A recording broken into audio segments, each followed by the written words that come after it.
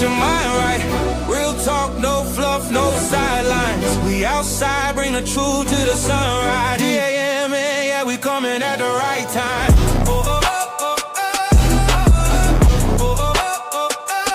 Dave Anderson, morning news. Like Hook Media. Morning media just got dangerous.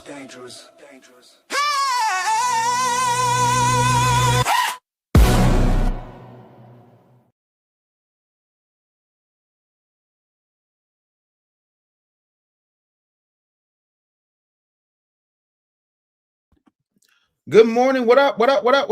Welcome to Dave Anderson Morning News, aka Damn. Oh, damn. I hope you are having a phenomenal day. I know I am. Let's see who's in the building. FU2's in the building. What up? You see you got that mod wrench. People act up. You know what I'm saying? Now, if they don't agree with you, FU2, that don't mean you boot them. But I'm talking about people who are being absolutely disrespectful. But good morning to you, fam. I always want to thank a YouTube member. Glad to see the mods are in the building. Y'all know what today is. Do y'all know what today is? I don't know. Y'all might not know what today is.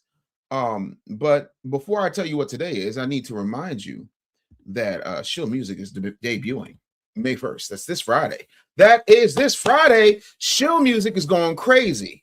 I can't wait. Of course, you know, lead single is Curry in the Bando. That is going to be some good coffee. Curry in the Bando, spice in the pot. Everybody black when the benefit hot. What's good with you? How was your evening? Did you have a phenomenal day? I know you had a damn good morning. Matter of fact, I need to make some damn good morning mugs. Yes, I do. I think that's extremely important. Today, of course, is none other than Smoke Show Wednesday. And you know what pisses me off? It's Smoke Show Wednesday. But y'all know folks don't be really wanting that smoke. They really don't be wanting that smoke. What up, Sick With It? Good morning. How are you? Let me know how your day is going. I just found out Spotify put the album up early. So if y'all want to listen to it, y'all can head over to Spotify. And even if you do, I really would appreciate it if you actually bought the album when it drops on Friday, because, you know, iTunes, wherever you get your music, make sure y'all support Chill Music. It's extremely important. I worked very hard on this album, especially for my B1 foundationals. You know what I'm saying? Like, I want to make sure that y'all go out here and support it. But like always, it is Smoke Show Wednesday. And if you got yourself a beef, let's cook it and eat it, because y'all know your boy, he ain't ducking no smoke. I don't do the smoke ducking. We don't duck no smoke round here. Round here, we keep it real. We keep it real. I'll be chill. For some reason, I'll be chill. I'll be trying to add you as a mod, but when I go to look for you, you don't pop up. But ladies and gentlemen, it's a super chat alert. The Iceman with the $2 super chat said, it's a celebration in the goddamn nation. Woo! What's going on, Iceman? Good to see you, man. I want everybody, you know, who's in the cookout to be in the building. Shout out to you. I am always waiting for somebody to come up here and give me the smoke, because everybody got a problem. It's amazing how many people are online creating like YouTube videos about me. I'm like, I don't even know you. Like, it's so wild to me. I appreciate it because that means I'm doing something right. But it's just, as my friend Tatiana would say, I find it weird. I find it weird. Also, if you want your question or comment read on air, make sure that you hit me with a super chat so we can get this thing popping. And we're going to have a great show. But of course, let's get all of the sponsor stuff out of the way. Vitamin Energy, as always, link is in the description. Go to vitaminenergy.com/David07407 and get yourself a nice discount on some good natural energy. And of course, my favorite spice company, Dadia's Blend. That's dadiasblend.com. Vegetable, beef, and chicken. I love the chicken. Stereotypical, maybe, but it's phenomenal. Dadiasblend.com. Telling Dave Anderson, the business bully, sent you, aka damn. Dave Anderson Morning News, man. I think it's your handle. RB. I'm trying to figure out why we can't get you in there. But we got some stuff to go over. Y'all know we got some stuff to go over. You know, so I'm trying to find out what the latest is with your girl Chef Marilyn. Because, you know, we've seen a lot of stuff, but we haven't really found out anything, you know, specific or anything new. So I'm still waiting to hear what's next. But y'all already know a lot of times folks just be talking out of the side of their behinds, and it don't even be making no type of sense. So, you know, I want to see, you know, where we are on this. And I still think that there's something going on, you know, especially when she said the whole loan shark thing. The loan shark thing completely threw me off. I don't know about y'all, but that in and of itself was wild. And I did not know that was happening. There aren't any updates on her page aside from the lady from You Can Do It, Put Your Back Into It, talking about we gonna have a show. So that's what it is. FU2 says, go, yeah. Oh, yeah, talking to Al. Okay, bet.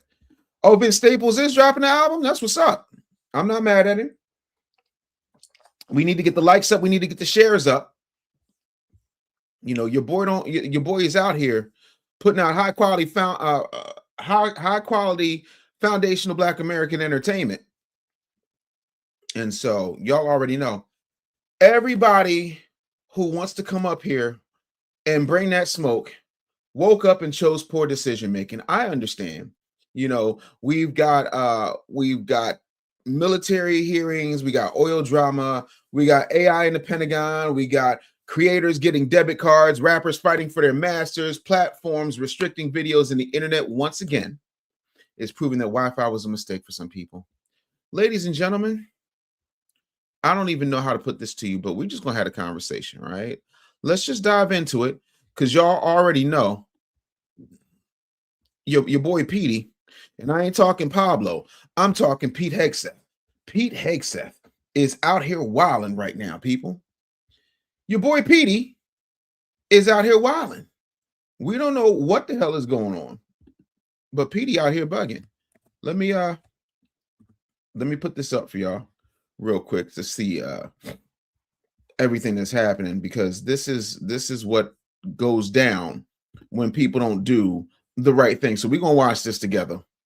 We are going to watch this together, and when y'all see how they treating the boy Petey, we're gonna have this conversation. I want to make sure that you guys can. I hate the pop-ups.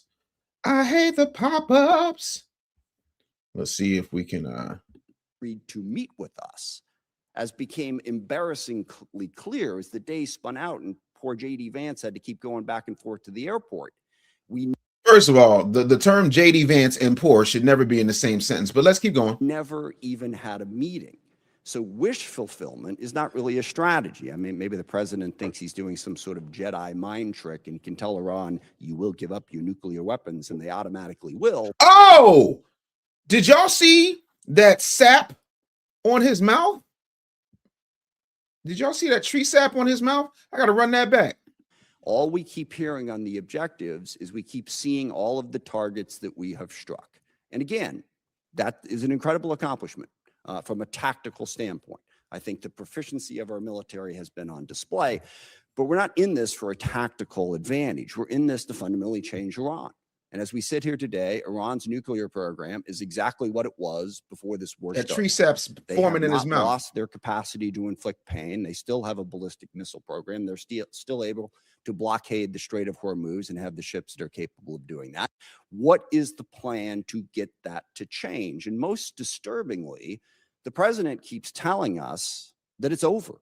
What was it? A week ago Friday, the president announced that Iran had agreed to give up their nuclear program, to give up their ballistic missile program, to stop support for terrorist groups, to reopen the Strait of Hormuz. My gosh. So This is what happens when we, start having a bunch of what's the word I'm looking for here? Oversight that just doesn't make any sense. Man. It's a mess. Y'all saw that tree sap. Monet, you saw that tree sap. Yeah. He married too. I feel sorry for his wife. Imagine, first of all, the man ain't got no lips, and then second of all, what's coming between the slit in his mouth? I sound like because what's coming between the slit in his mouth is just disgusting. You see, it's not good. He's talking and he's saying what's happening with the Strait of Hormuz, but what is going on with your oral hygiene? You see, I would like to talk to you about some Listerine. I would like to talk to you about investing in the tongue scraper. No, that was disgusting. Steve-O, what up? DC in the building? Don't look at S. I don't know who that is. They even look at them. And if somebody don't like FBAs, that sounds like a personal problem. What up, Naomi? Good to see you. Make sure you guys are hitting the super chats. We are out here having a good time. You see, Camille, my wife Camille. I'm gonna tell you what was so funny. Not long after Dr. Cosby got released from them bogus charges, I said what I said. From them bogus charges, my mom hadn't spoken to Dr. Cosby in some years, and so I put him on the phone with my mom. And he said, Cookie, I call your son the junior old head.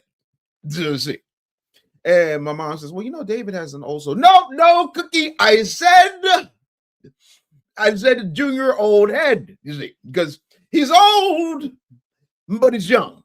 You see, I don't know, but I think he might be someone who used to play with us when we played Buck, and he's like he's a young old man. Camille, what is the Benjamin Button? He's aging the wrong way.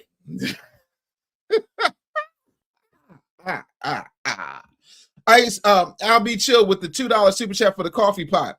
Drink the coffee, it'll make it taste better. Shout out to Cheese Zed for that. But yeah, man, I think it's hilarious the way they're going after him. Absolutely.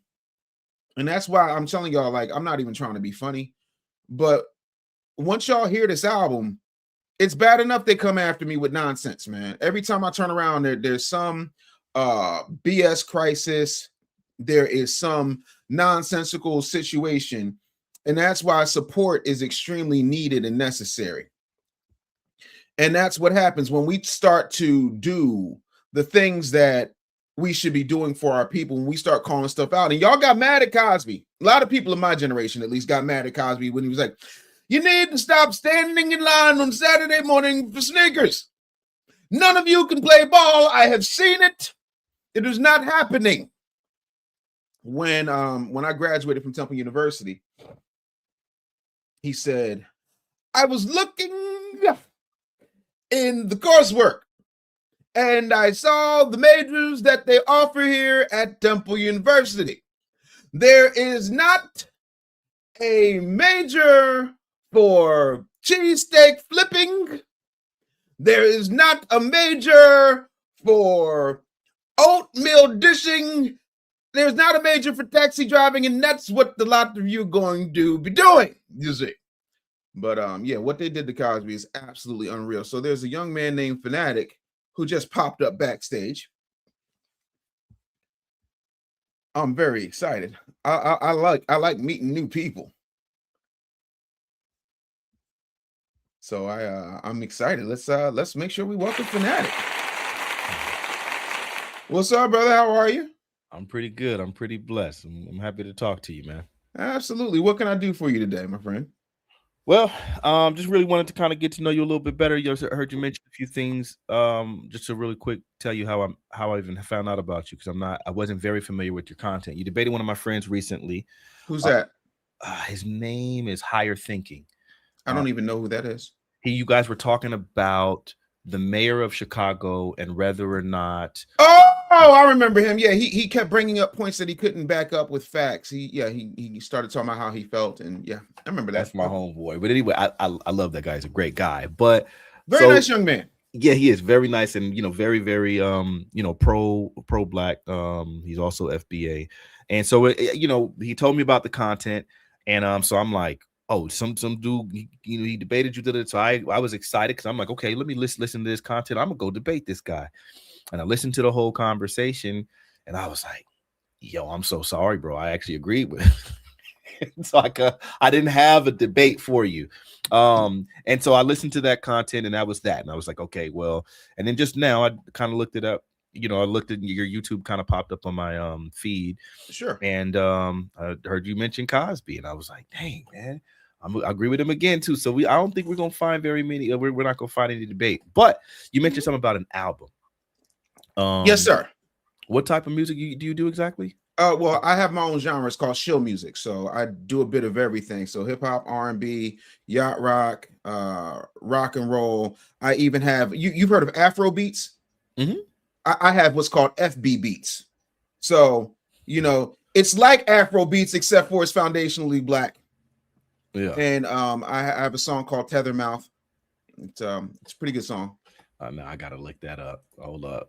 Yeah. So I'm a producer, bro. That's what I do. All right. Okay. Yeah, I produce. I do music for a living. Right now I'm the music director for a band called Dirty Rice. We are a Frankie Beverly tribute band. Hey, watch your mouth now. Hold on. Man. Hold on. I got a funny story. Number one, I'm from Philly. Number two, wow. Frankie Beverly was going to be my uncle, or could have been my uncle.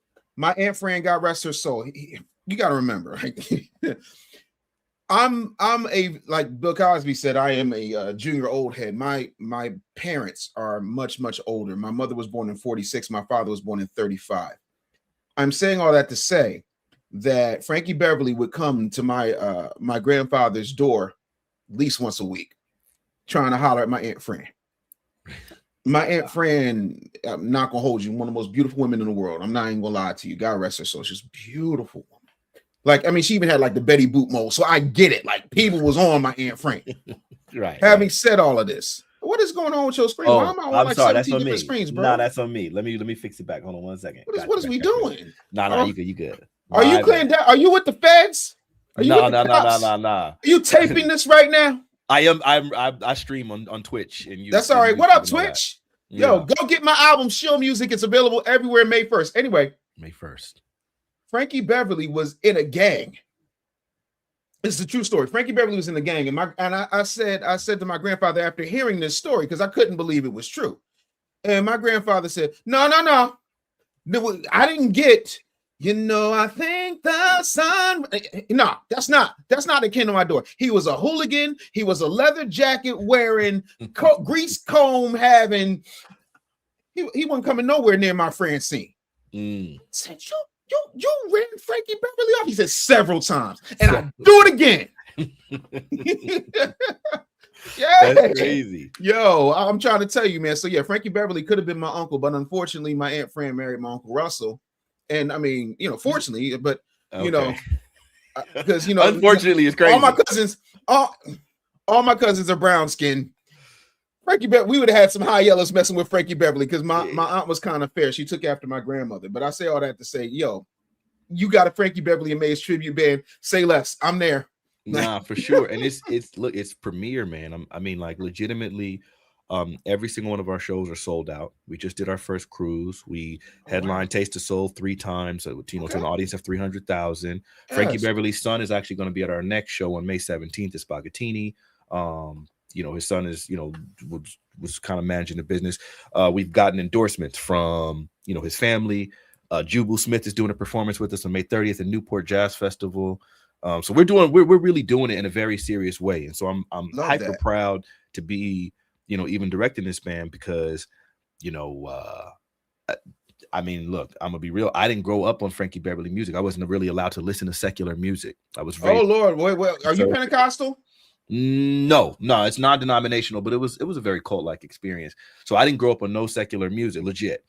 You Google it, they'll tell you it's a cult. It was gross. But my point being, since I didn't grow up on that music, I just I'm just really musically inclined. So then when I joined the band and I learned like 2 songs, and then they were like, okay, we're gonna add this song in there. We're gonna add, and every song they added was amazing.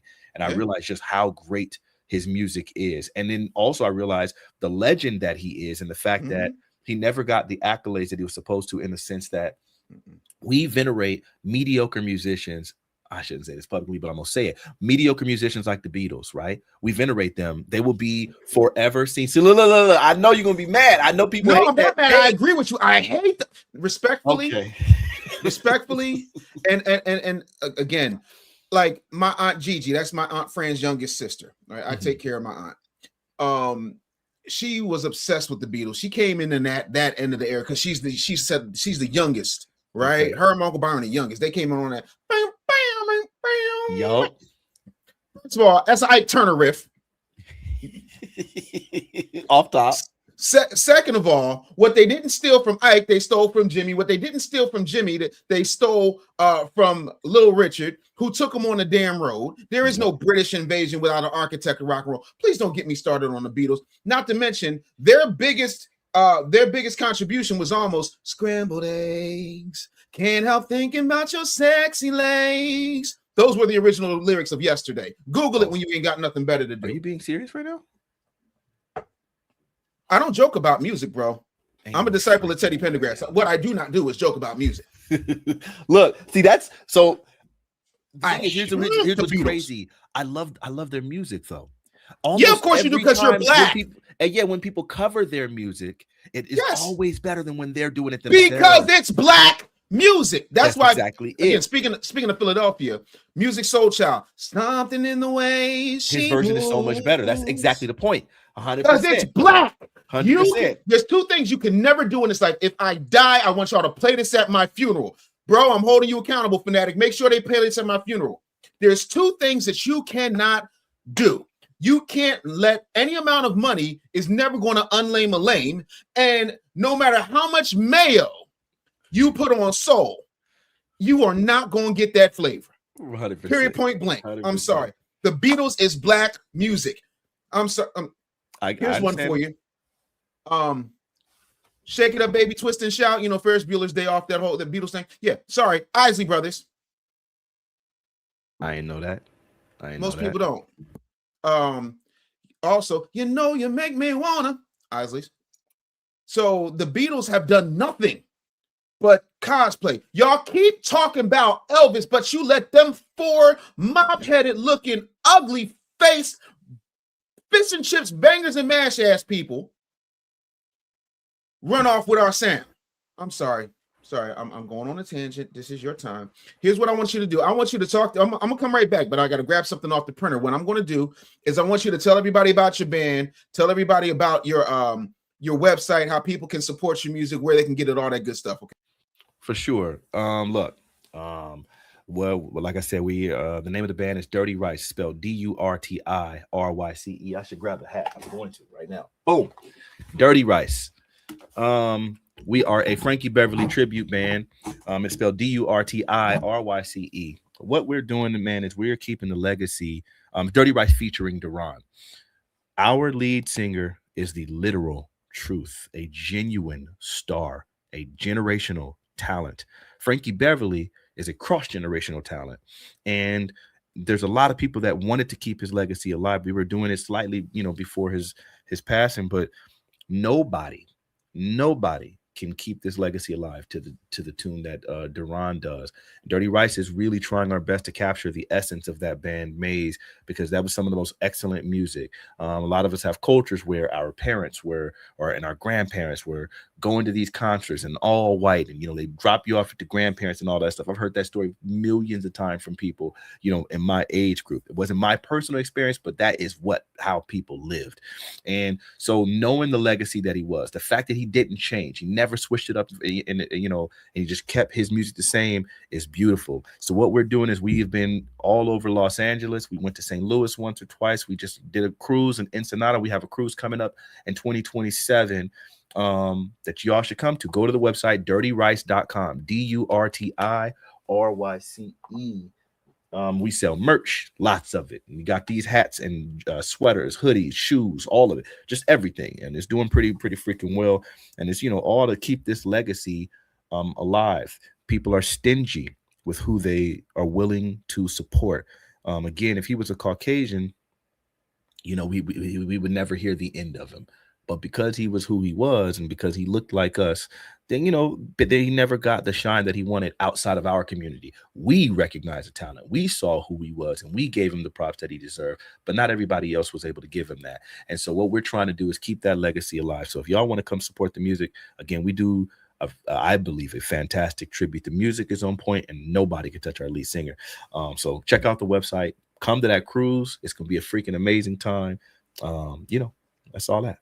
I love that. I love that. Yo, oh, shout out to Mika. Mika's in the building. Mika, what is you doing? What is you? I know you ain't gonna be here till later if you come at all. You know, Mika pop up when she wants to. But shout out to Mika. Anywho and anyhow, bro. I think that's dope. But yeah, so you're in Chicago too? No, we're operating out of Los Angeles. We almost all of our gigs are in the LA area.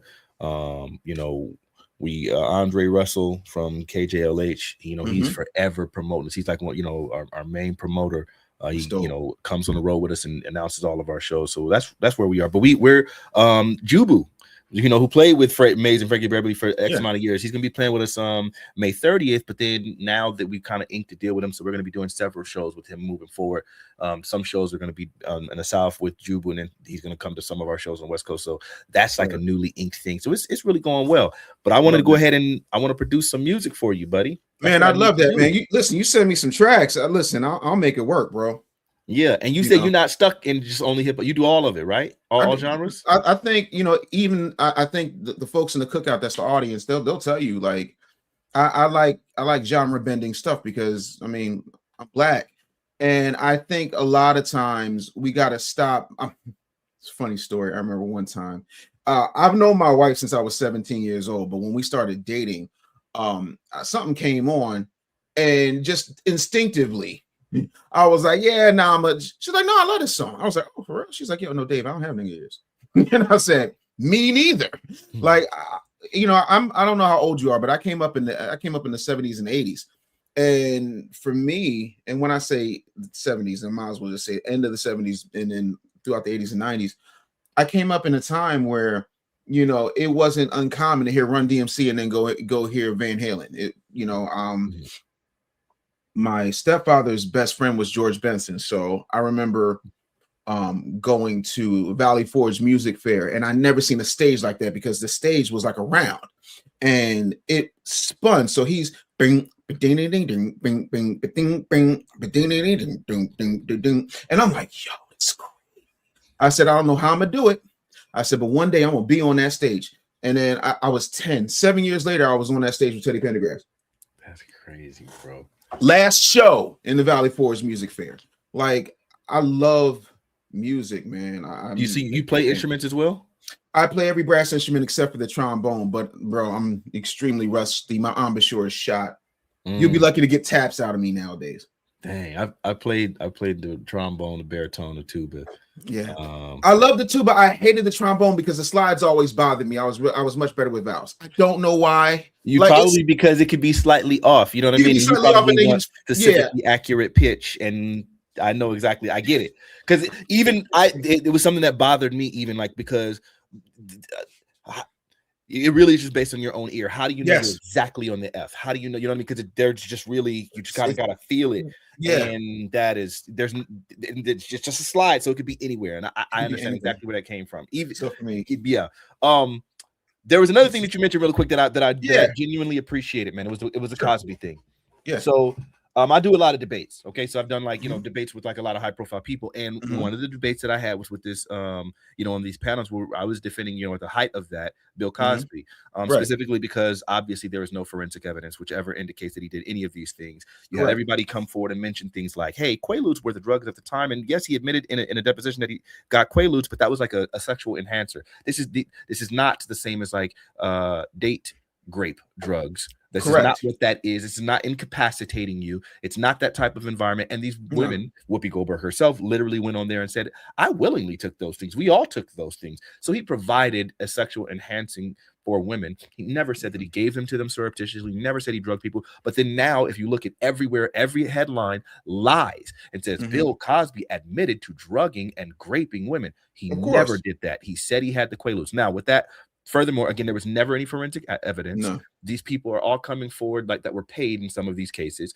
where, you know, now they're talking about stories that are 30 years ago that can't be possibly proven. And if we're going to sit there and say that you're innocent until proven guilty, there's no possible way that you can prove that he did this with the absence of all forensic evidence, because a testimony can be a lie, especially when there's benefits and whatever. I was labeled a racist for saying this by so many of these people in the debate sphere because they just refuse to accept that. But what you'll notice is that no Black artist dies clean. No matter what it is, they will do something to tarnish that legacy. We had 10 years of investigations against Michael Jackson, raided by the FBI. We have testimonies from the alleged accusers originally where they've recanted their stories. We've had, like, you know, I mean, they were literally raiding his house with him gone. They never found a single shred of evidence whatsoever. We obviously know there was the financial exploitation that they tried to fleece him for. So all of that, yet we still talk about him as this person. Oh, they you know, Wade Robson, one of the people from Leaving Neverland. When he died, he said, this was my mentor, this was my friend, someone I loved, so on and so forth. He had been defending, he willfully went and defended Cosby as a child, but then went back and did it as an adult. So you've defended him in court as an adult against these allegations, and in some sort of way, after he dies, when you ask for, there was Cirque du Soleil, and you wanted to be the choreographer for that show. You ask the estate for that, they don't give it to you, and now you say, oh, I did therapy and got some repressed memories, and they came back, and yeah, now I remember what he did to me. Lies. So these things are all obviously false, and so I just appreciate and commend the fact that you're willing to stand up and defend these type of people, because Black men do not die clean, no matter what. They will find a way of tarnishing your legacy. Yes, and that's why this is in Fanatiq. You don't know me, but you know, even the audience might not know this. The one thing that I know is what you just said to be absolutely true, and that is none of us are going to die clean. They will find something, they will make up something, they will say whatever they want to say. Hell, Barack ain't even a foundational Black American, and they went after him for a tan suit. For a tan suit, because I mean, such a crime. Reagan wore a tan suit, but I'm gonna let people live. Right. Anyway, my thing with that is, how can I say this without saying it? Let's just say that there's an individual whose name rhymes with Blavin Beffin, who tried to what's the word I want to use here? How would Roland Martin say it? That's a jump in his ass. He tried to jump in Mike's, and Mike said, I don't do that. I'm a pimp. No, I mean, in so many words. No. He's like, this a movement. No, I'm Mike straight. 100%. So that didn't play too well. As a result, that same individual summoned people whose names may rhyme with Bopra Brimfree and Bale Bing, and said go. Now, when it comes to Wade Robson, that tangy piece of dog excrement literally said that Mike touched him at a place in Neverland that had not been built yet, and Mike was all the way in Bucharest touring. So, but see, nobody cares. Mark Twain, who hasn't lived those 200 years, said a lie will go around the world before the truth has a chance to put on its shoes. And that's what happened with Mike. Greatest single record seller in recorded history, greatest entertainer in recorded history. It's not, I'm sorry, Beyonce came up during the internet era, Bruno Mars internet era, The Weeknd, please. He looks like a Who from Whoville. Knock it off. And all of them have taken pages from Mike. And again, that's no shade. Beyonce's a very nice girl. Her sister, not so much, but Beyonce's a very nice girl. Got nothing against her. Bruno Mars is a culture vulture. I got a lot against him.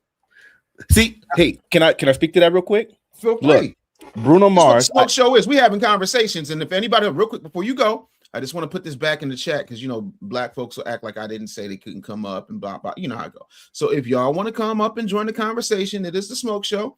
I ain't ducking none, but until we get some, we're going to have some conversation. Go ahead. I'm sorry. So Bruno Mars, I understand where that smoke comes from. I felt that way at some point too. I'm extremely pro-black. However, what I did discover, without a doubt, that dude is he will partake in some culture. He has at least always given the credit and recognized and admitted that he has gotten his swag, his soul, his just all of it, his image. He got it all from black folk. So it's hard for me to call him a vulture because for me, what oftentimes feel like vulture, for example, when we got a debate, ladies and gentlemen. No, go ahead. I'm shutting up. I'm gonna mute myself. Please, you have the floor, sir. Go. So, when it came to people like Post Malone, I feel like that was vulturing. Like without a doubt, you're just a culture vulture. None of these things are things that you were raised with. You didn't understand. You just saw an image, imitated that image, used that image, and propagated that image. And then when you wanted to switch to a different country, you were able to do that, even though Beyonce couldn't do that. Now with Bruno Mars, like as he was a young child performer. Like young, like, you know, there's videos of him at like 7 years old doing things like whatever. And he was like imitating Elvis Presley, who of course stole all of his culture from black people. Right. So when Bruno Mars is growing up in that era, and so he has the Elvis Presley, but then he starts watching a bunch of Michael Jackson, who was black, and he starts watching, you know, all of these other black artists, and that becomes his influence because as a young child, he knew that he wanted to perform. He was already performing, and so that was the stuff that he grew up watching, imitating, and trying his best to emulate. So a lot of times when I look at culture vultures, I think it's more nefarious in a sense that it's not from a genuine place of admiration. It's not from a genuine place of like trying to partake in a culture or really being like raised in that culture, like Iggy Azalea, where you're putting on like a black face, like you're pretending. The accent is not real. The image is not real. You don't know any of the history. You don't know the culture. You didn't know this music whatsoever. And it's just someone is feeding you these images and this stuff to do. You're having other people write for you the entire time. And so then it's like, yeah, this is completely put on, and I don't feel like the same for Bruno Mars, and that's where I'll land. That was a solid argument. My God, Fanatiq, you, maybe because you're in LA, maybe I think you're at least 5 minutes older than your buddy in Chicago. Because I mean, bro, that we still talk about him. Like, I love that guy, bro. Come on, man. He's a very nice guy, but again, I'm not trying to be funny, but my favorite wrestler is from Chicago. His name is CM Punk, and he famously said, "Your arm's too short to box with God." The dude was punching above his weight class. Right. You have logic, you have musical theory, you actually are a musician, and so I respect your opinion. Now, before we go there, I'd like to read you something. Okay. Because you made a very valid point. Everybody, you get your super chats ready, because somebody about to get this ass whipping. Let's go. You said that it's very important that Bruno Mars, because he was a child performer, and he always acknowledged that he got a lot of what he does from black people. That's I'm paraphrasing, but am I in the ballpark of what you said? Fanatiq? Absolutely. All right, now I see you can mute him. This is so respectful. I like this guy, boy. I'm telling you, I like this guy. So, by that logic, I want to read something to you. Rock and roll was here a long time before I came along, and nobody, and I do mean nobody, can sing that kind of music like colored people. Would you consider that statement an acknowledgement of black people inventing rock and roll? I don't want to get into a tangent. No. I hate the phrase colored people and people. So do I. Because so do I, but we got to talk about the time that was said. That's what we were called.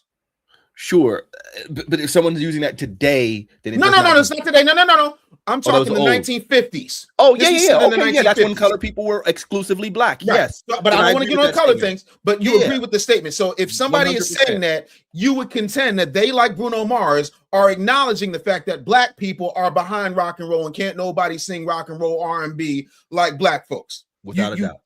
Yes. Congratulations, you just proved your own point. That was from Elvis Presley. Elvis was friends with B.B. King. Elvis was friends with Fats Domino, Arthur Big Boy Crudup, the Ink Spots. All these folks loved Elvis, and Elvis, quote unquote, loved them. Now, I know that Elvis is a white face put on black music, no different than Jerry Lee Lewis. I know Elvis is a PDF file. I get all of that, and I'm not championing for Elvis, but I'm bringing it to your point. It is not enough for you to acknowledge that black people did something when you're benefiting far and away above what the black people you're acknowledging are doing. And it's so funny that you talk about Bruno Mars being a child performer, because the first time I saw Bruno, it was watching the Arsenio Hall show where he was doing what? Impersonating Elvis. Yep.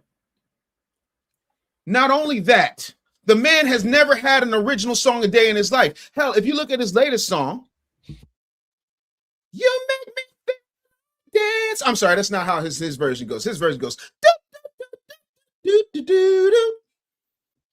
Between that and he took that, and then he also went, everybody grab your feet and feel united. Not that part, but the oh. So he got that. And then he literally ripped off Andre 3000 with the morphing of himself in every single band position, the green outfits, the clothes set. This dude does not have an original song in his arsenal. And I was so happy that him and Mark Ronson got sued to the Stone Age for jacking Trinidad James, Mars Day and the Time, the Gap Band, and Everybody Black. I will never give that culture vulture who decided all of a sudden, because when he came out, and again, audience, hold me accountable, Fanatiq, correct me if I'm wrong. When Bruno Mars came out, you know what we got? We got a cute little Polynesian kid who was running around with a straw hat saying, I want to be a billionaire so flicking bad. Buy all of the things I never had. I want to be on the cover of Forbes magazine. Then he goes on tour, opens for Janelle Monáe, who was doing a whole big brass band James Brown setup, because she was a huge James Brown fan. That's when she had the pompadour, this, that, and the third. Next thing you know, after he leaves his leg of the tour, all of a sudden he's all doo-wops and hooligans. He's got the same brass band. He has the same exact pompadour as Janelle Monáe. What is original about Bruno Mars? He's a vulture. Tell me how he's any different than Post Malone, because he's brown. Have you seen his sisters? You know, the Lalas? Because he's cosplaying as black. Where'd the afro come from? Because he damn sure didn't have one. And then before you say, well, he's bringing light to music that is classic black music that we just don't hear no more because black people don't want to make that. That's funny, because I remember Cisco. I'm not saying that's what you're saying, but I remember Cisco doing Love's Train, and it was a whole lot better than the 1.5 black people in Silk Sonic. I'm sorry, the half black person in Silk Sonic, because he also identifies as Asian. Yeah, I'm talking to you, Anderson .Paak. No relation. Does he? He does. Surprise! Vultures. And the thing that really bothers me, Anderson .Paak never needed Bruno Mars. Bruno Mars needed Anderson .Paak. Because Anderson .Paak has more talent in his last bowel movement than Bruno Mars has ever had.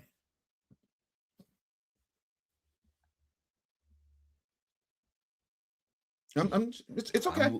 I'm looking. I hear you. I never stopped looking. I was just looking at an image. I never realized he very much looks half Korean. It's so obvious. Maybe my bias is kicking in, but he looks. I did not know that. I've been educated on a few things. Oh yeah. All right. So look, here's what we got to do in order to have this conversation adequately, so we can actually get somewhere. You have to do something for me. Anything. I need you to define vulture. Define vulture.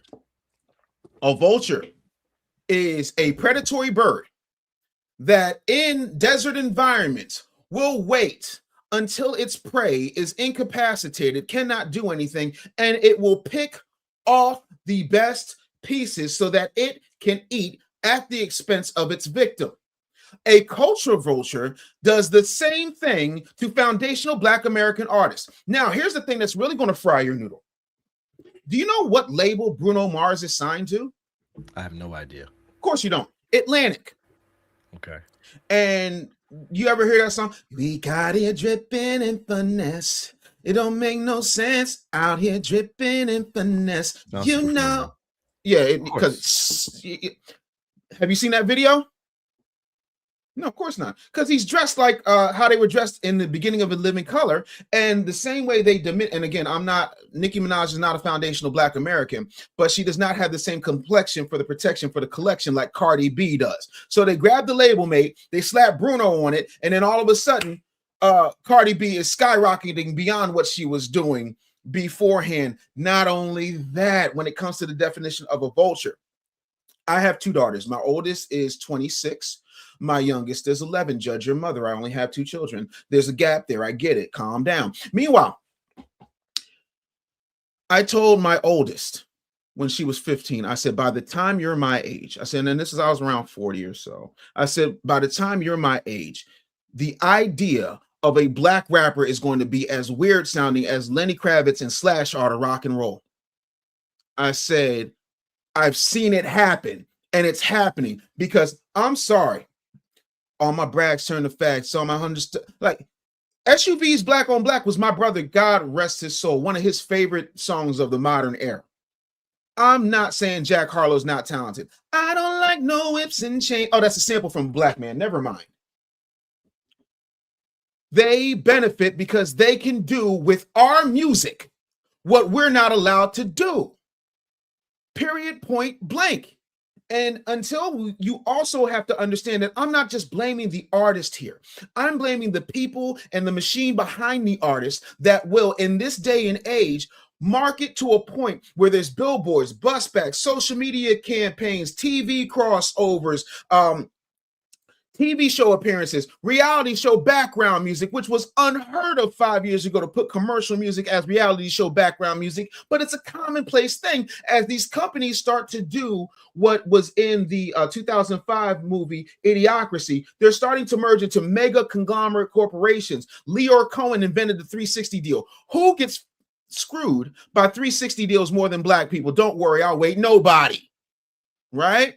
Scooter Braun, culture vulture. Poor, and I can't believe I'm fixing my mouth to say this, poor Justin Bieber as a child who was victimized and lost his innocence. Luckily for me, it was a woman, but still it's just as traumatic because that never gets reported, that's celebrated. Poor Justin Bieber for what Scooter Braun did to him. I'm sorry. Like, we got to understand. I will give you an example. 2001. Bow Wow owns urban radio for 12 to 24-year-olds, period, point blank. He owns what we would call Churban in those days, which is half top 40, half Black radio, which became urban. I'm talking to the vice president of Jive Records at the time, and he would visit me. This is when I lived at Camp Lejeune. This is the summer before 9/11. I know I'm dating myself. Stay with me. I said, it's funny. Bow Wow is killing it for Columbia with So So Def. Little Romeo is giving an entirely younger audience exposure to No Limit for Universal. What the hell is Jive doing? Where is your little kid rapper? And he was like, oh, we got the greatest little kid rapper of all time. I said, who? He said, Aaron Carter. You see what they did to Aaron Carter, don't you? All of the people behind the people who are vulturing are like the big bad vultures. They are the Thanos of vultures. So I define a culture vulture as anybody who participates in our culture and does not only give credit, because credit is not enough. They need to pay what they weigh. I'm so sick of these gangsters talking about people need to check in. How come y'all ain't going to Leor Cohen's office and have him check in? Left Eye more gangster than a lot of these BCs and GDs out here because she ran up on Clive Davis's, and that's another vulture. You think Diddy invented the freak off? Wait, we're not ready for that conversation. I land. All right, look. So, all right, here's where we run into a few issues. First off, that definition is beautiful, and it adequately applies perfectly. What I wrote, it sounds like what you said was, a vulture is a predatory bird in a desert environment that waits till its prey is incapacitated and picks off the best pieces from its victim.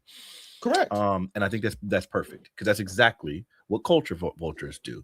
They pick the best elements of whatever the culture that they want to assume, and and then at that point they try to assume it as their own, to their benefit, at the expense of the people that they're doing it from. So when Elvis Presley was stealing music from Chuck Berry, at the time, I think Chuck Berry might have been in prison for some of it. So then he didn't even have the ability to sue him for that until after he got out. But he used it to his benefit, took one of the biggest songs, literally became one of the biggest songs in the world, that was like dang near note for note, word for word, exactly what Chuck Berry did. So he did steal that.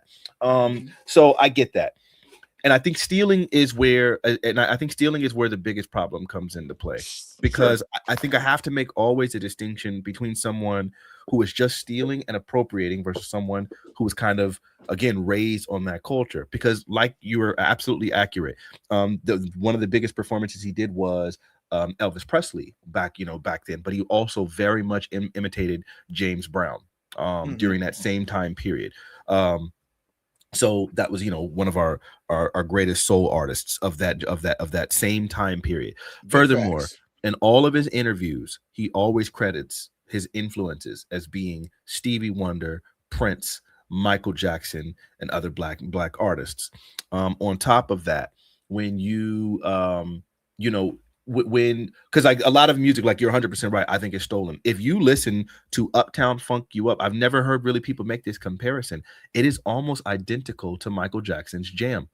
Even the brass line, and he does a different brass line, same chords, two different chords, whatever. I can play on the piano right now. It's literally almost identical. You could just, if I was to take the instrumental from Uptown Funk You Up and put Jam on it, it literally fits. Some of the same hits, some of the same composition style. So it's very obviously that. But the distinction is, I don't consider that to be stealing. And the reason why I don't consider it to be stealing is because it's homage, and he identifies it as such.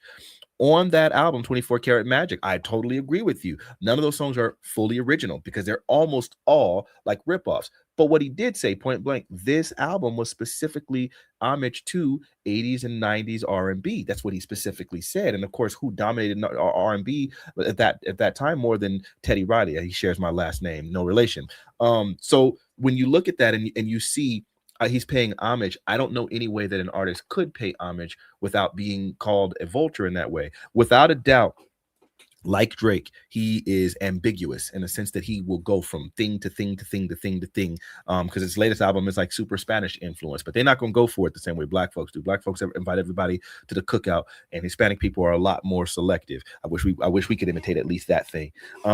So he did steal a lot of music. There's no doubt about it. Anderson .Paak, very black presenting, even though he is obviously half Asian, very black presenting man. And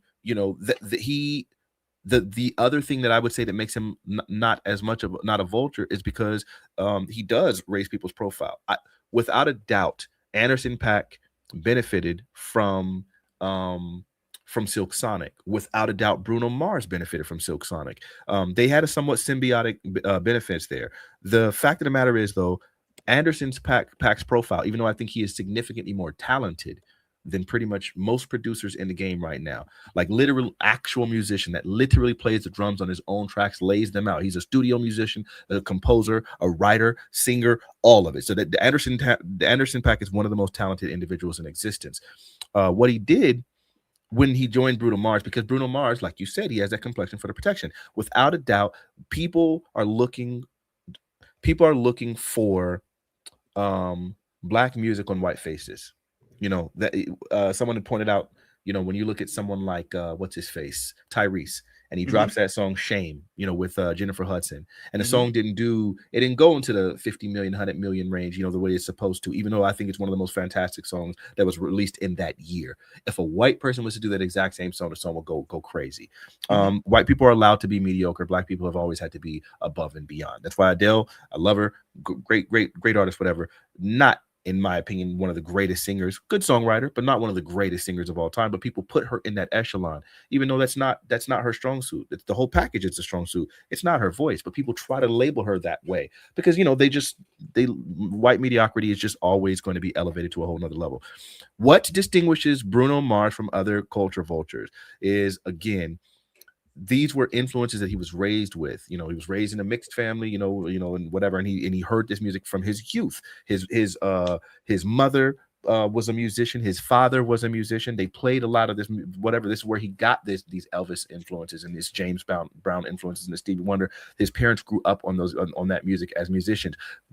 Stevie Wonder was one of the most prolific musicians of all time. Michael Jackson, one of the most prolific musicians of all time. So if you're raised in a household where you're hearing this influence and you're hearing this music, that's what you're going to grow up like. That's going to be your influence. And sure, he definitely has mixed it up a lot. He does all of these different genres. I do the same exact thing. My very first album ever was a synthwave album. It was called Retro Future. The very next album I did was a cinematic album, stuff literally intended for music, for movie scores, called Soundscapes. The very next album was a piano album. Then the very next album was a pop album. I'm extremely diverse because I grew up with listening to so much diverse music from all of my siblings, because they would sneak and listen to secular music, and I got to hear all of it. I'm the youngest of 7. So your parents was we didn't have TV.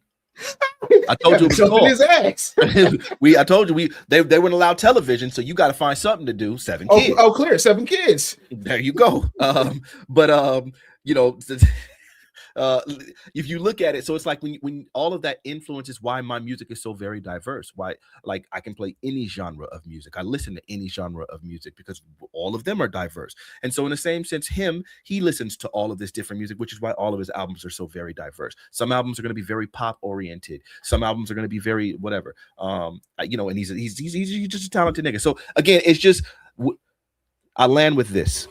Typically at the end, when you're trying to label someone as a vulture, there's like a malicious thing to it. Typically there's something where it feels like that they knowingly are taking from something, not trying to give credit, not trying to honor. It's completely unfounded. There's no foundation to what they're doing. They're just taking the pieces of it while not truly understanding and venerating the legacy. And I just don't feel like Bruno Mars does that, because of the fact that, like I said, he always gives credit.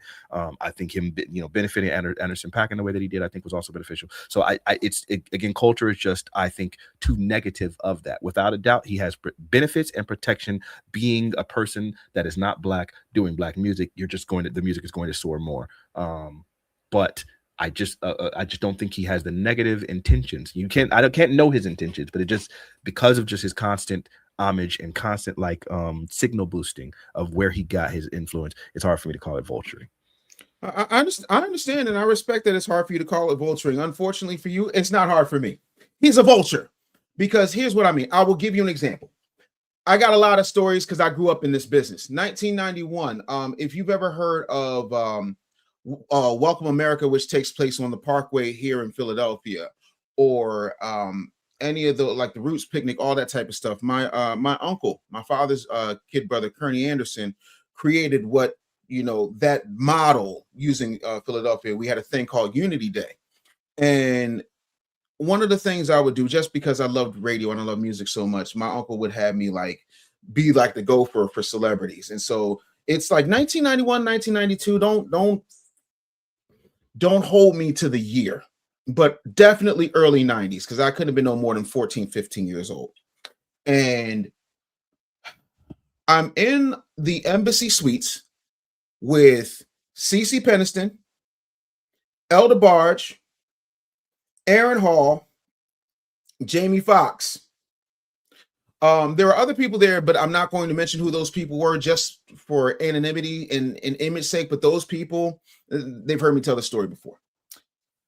Aaron Hall was, as we say in the hood, effing up the rotation.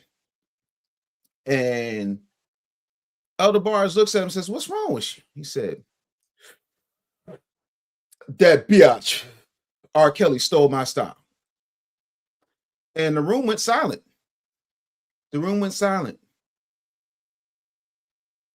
Elder Barge looks at an icon who I will not name, who may or may not resemble Nicki Minaj, but Nicki Minaj wasn't even, I don't even think she was born yet, so I think you know who I'm talking about, but I will not say her name. She looks at El DeBarge, and El DeBarge, without batting an eye, said, "You stole everything from Rick James. Now pass me that damn joint." That is influence. There is a pattern. I'll do you one better. When it comes to R. Kelly, and I think what happened to R. Kelly is really some horse. But again, that's what, again, like you said, nobody goes clean. I'm gonna sing you what I consider to be an R. Kelly song. Soon as we get started making love, going hard, I hear a knock, knock, knocking on the wall. And as soon as I go deep, getting it in, then again, there's a... That is Trey Songz doing his R. Kelly impersonation. That is influence. That is homage. That is the natural course of things. And that is foundationally Black. We build upon, standing upon the shoulders of giants. You have never once seen a situation where when we cover a song that isn't ours, does not come from our culture, where we still don't put our culture on it. I will give you an example. You familiar with Frankie Valli? The white guy, the Italian dude. Good music. Good music. Mm-hmm. Still Black music, but good music nonetheless. I mean, he was influenced. Frankie Valli went to the label who thought he was washed up over with this, that, and the third, and he wanted to do this big band thing, and he had to fund a lot of it himself. You're just too good to be true. Can't take my eyes off of you. When Lauryn Hill sings it,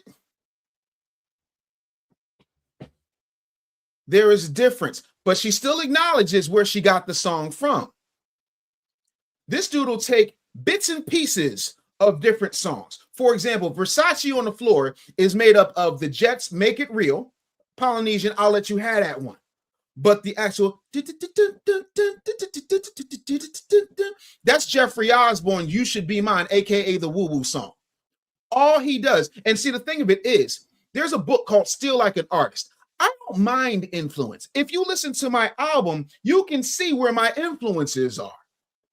You can see that I'm really big on boom bap hip hop. I grew up on KRS-One. A lot of my flow sounds a lot like Nas. I'm not stealing any lyrics from Nas, but I will tell you that I am influenced from Nas. I'm influenced by Jay-Z. I'm influenced by a lot of different things. I'm influenced by Teddy Pendergrass. My wife loves Kim. So when I did my Yacht Rock song, I had Kim in my mind. And the funny thing is I introduced my wife to Kim. Kim is a tiny little man and he's very, very shy. And my wife was starstruck and she was very, very shy. So I had nothing. I wasn't worried about Kim stealing my chick. But I say all that to say, there is still a, almost, for lack of a better term, the Africans call it a Sankofa type of situation where you're going back and saying, this is where this comes from, in a way where you're still putting something of you on it. Everything that Bruno Mars does sounds like somebody decided to get happy in the DJ booth at the karaoke night on the cruise and call it a day. It's great karaoke. He's a fun little entertainer. He's extremely talented. But why do you have to dress up like me? Why you got to nap your hair up like me? Why you got to dress as what you think my daddy would have worn? Why do you have to put on all of these theatrics? It's why they get so... Bruno Mars is why these white folks are so comfortable. You think I'm lying? What did Jack Harlow just say? Oh, this album, I went blacker. That is vulturing. And vulturing stinks from the fitch's head all the way down. Period, point blank. I'm going to put the link up for people who want to come up and holler at your boy. Okay. I'll land on that. Yeah. Look, here's the thing. I do think he puts his own on it. Because it's all Where's the Polynesian influences on any of his songs? Please point it out. It's not just okay. See, because he's Polynesian. Like when you listen to his sister's records, have you ever heard any of his sister's records? No, I haven't. They sound like Polynesian pop.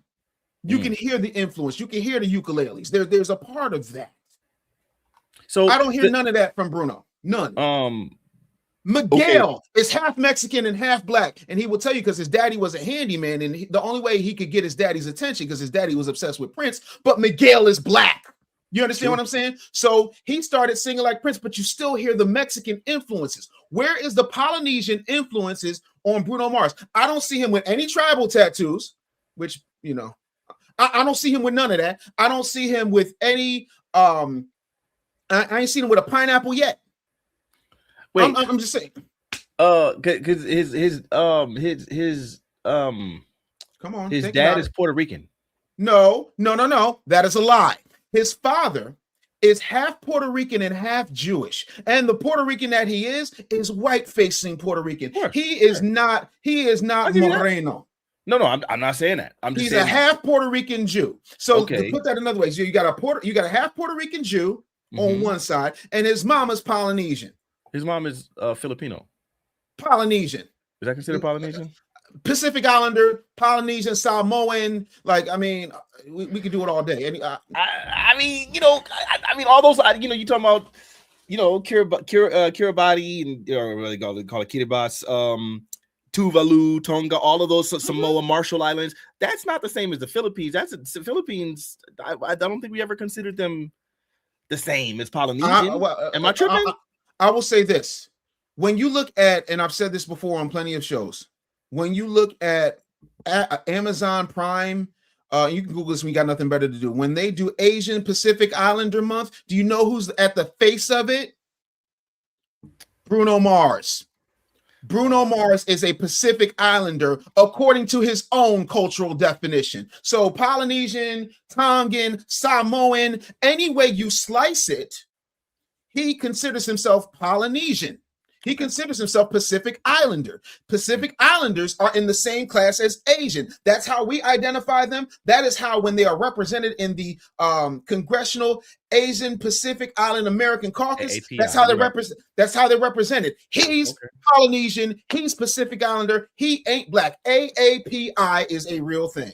I feel you. Okay, here's the deal. So what I you know, it's hard.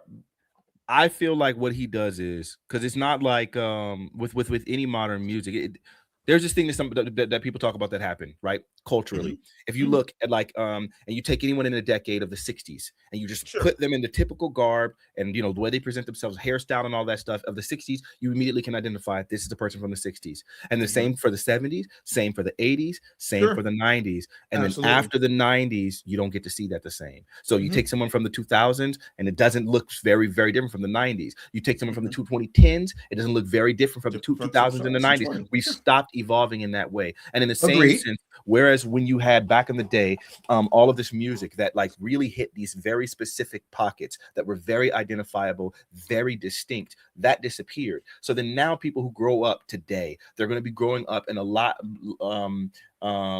there's going to be a lot more mixed influence because culture is a lot more, it's a lot less segregated, right? And so then because of that, when we're saying, hey, we want you to identify or really present something in such a way that is so very culturally distinct, when those cultural distinctions don't exist to the same degree, I feel like it's a little bit unfair. For instance, if you take someone Bruno Mars's age, I think he's slightly younger than I am. If you take someone, you know, his age and you say, what type of music did you grow up in? At this point now, hip hop, the most successful genre of all time. I think it's only been surpassed by EDM right now. But you know, obviously he's the most 40. Culturally influential. Okay, he's 1 year younger than me.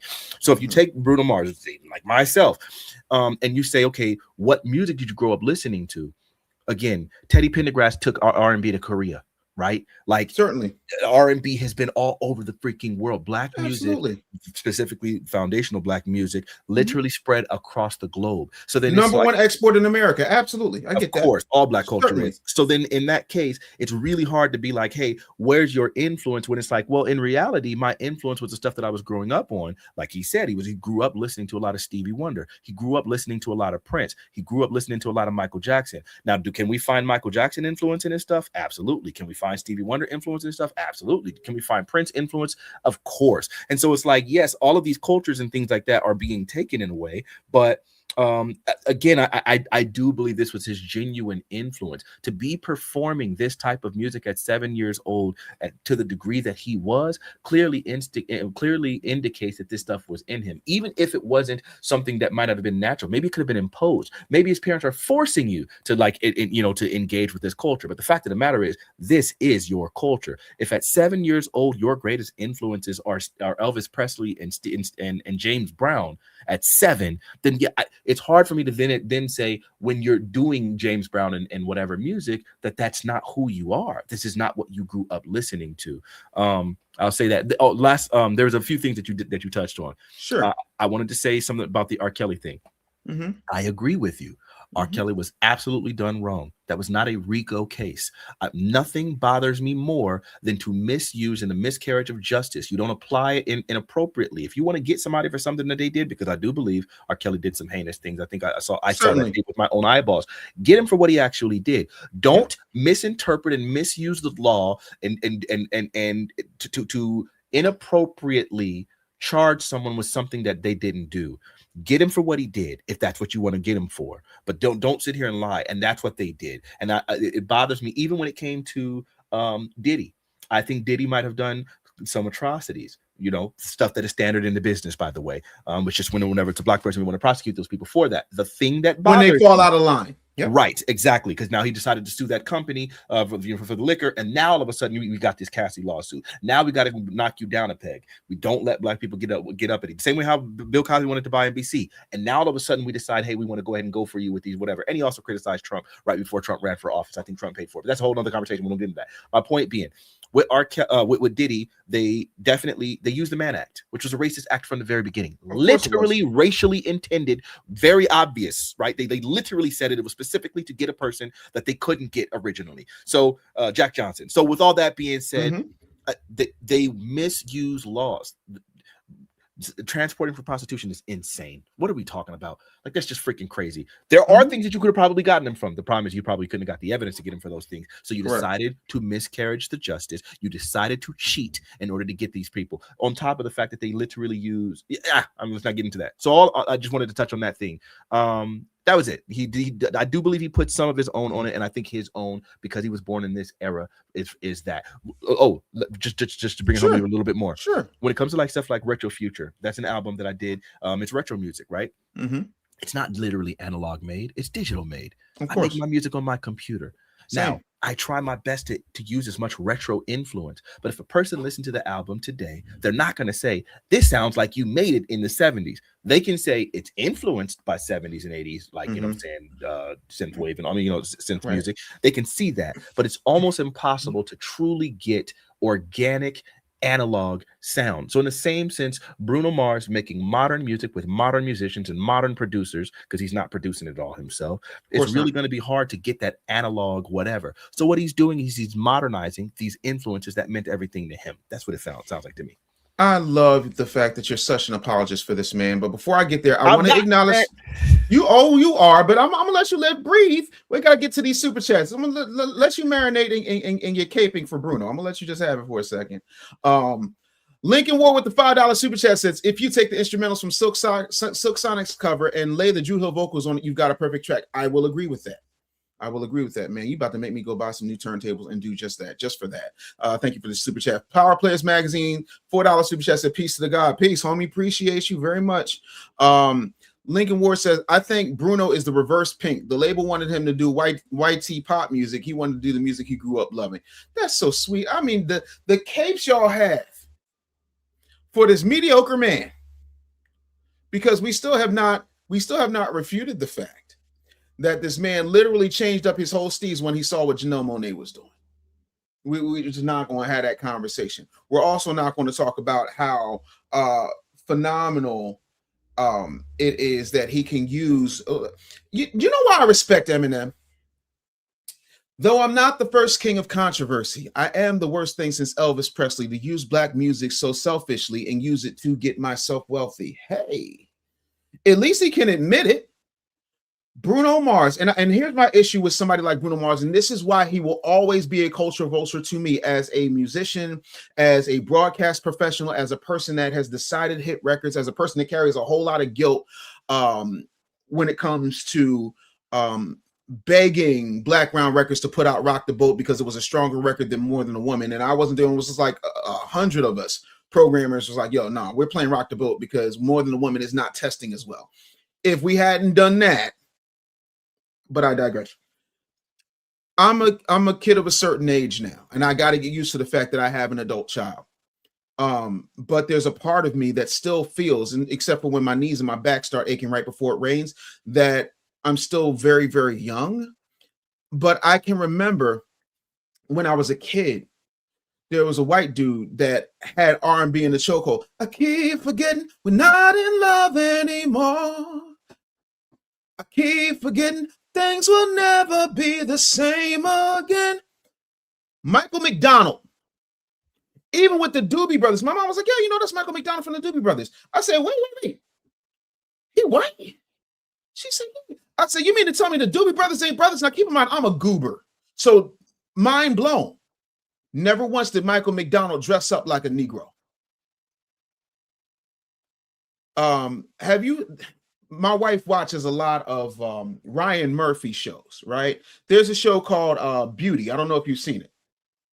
But in that show, there's a Puerto Rican kid who reminds me of if somebody had cloned John Leguizamo. He's of that. Okay, I can't call his name. He was in the Transformers movie. I can't call his name to save my life. Anywho, he plays this assassin and he starts to tell this story. Almost Quentin Tarantino monologue from Kill Bill type of situation where David Carradine is talking about the difference between Clark Kent and Superman. He starts talking about Christopher Cross. You familiar with Christopher Cross, right? Of course. I tell you everything about him. I love Christopher Cross. But he talks about how Christopher Cross was one of the first victims of the music video era. I just watched the whole thing on that. It was like an hour long.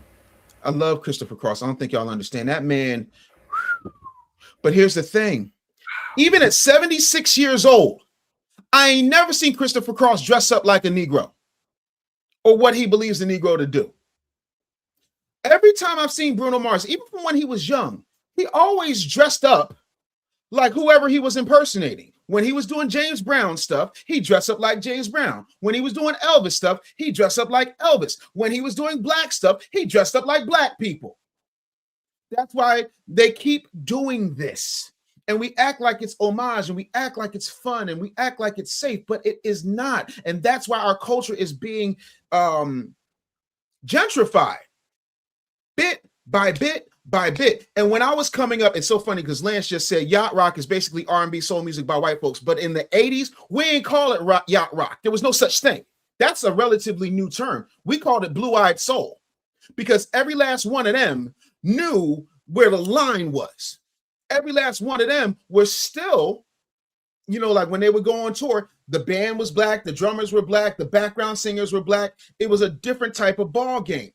There was a direct line economically and culturally that still directly influenced us. What happens with Bruno Mars, and this part is not his fault, but it is a fact.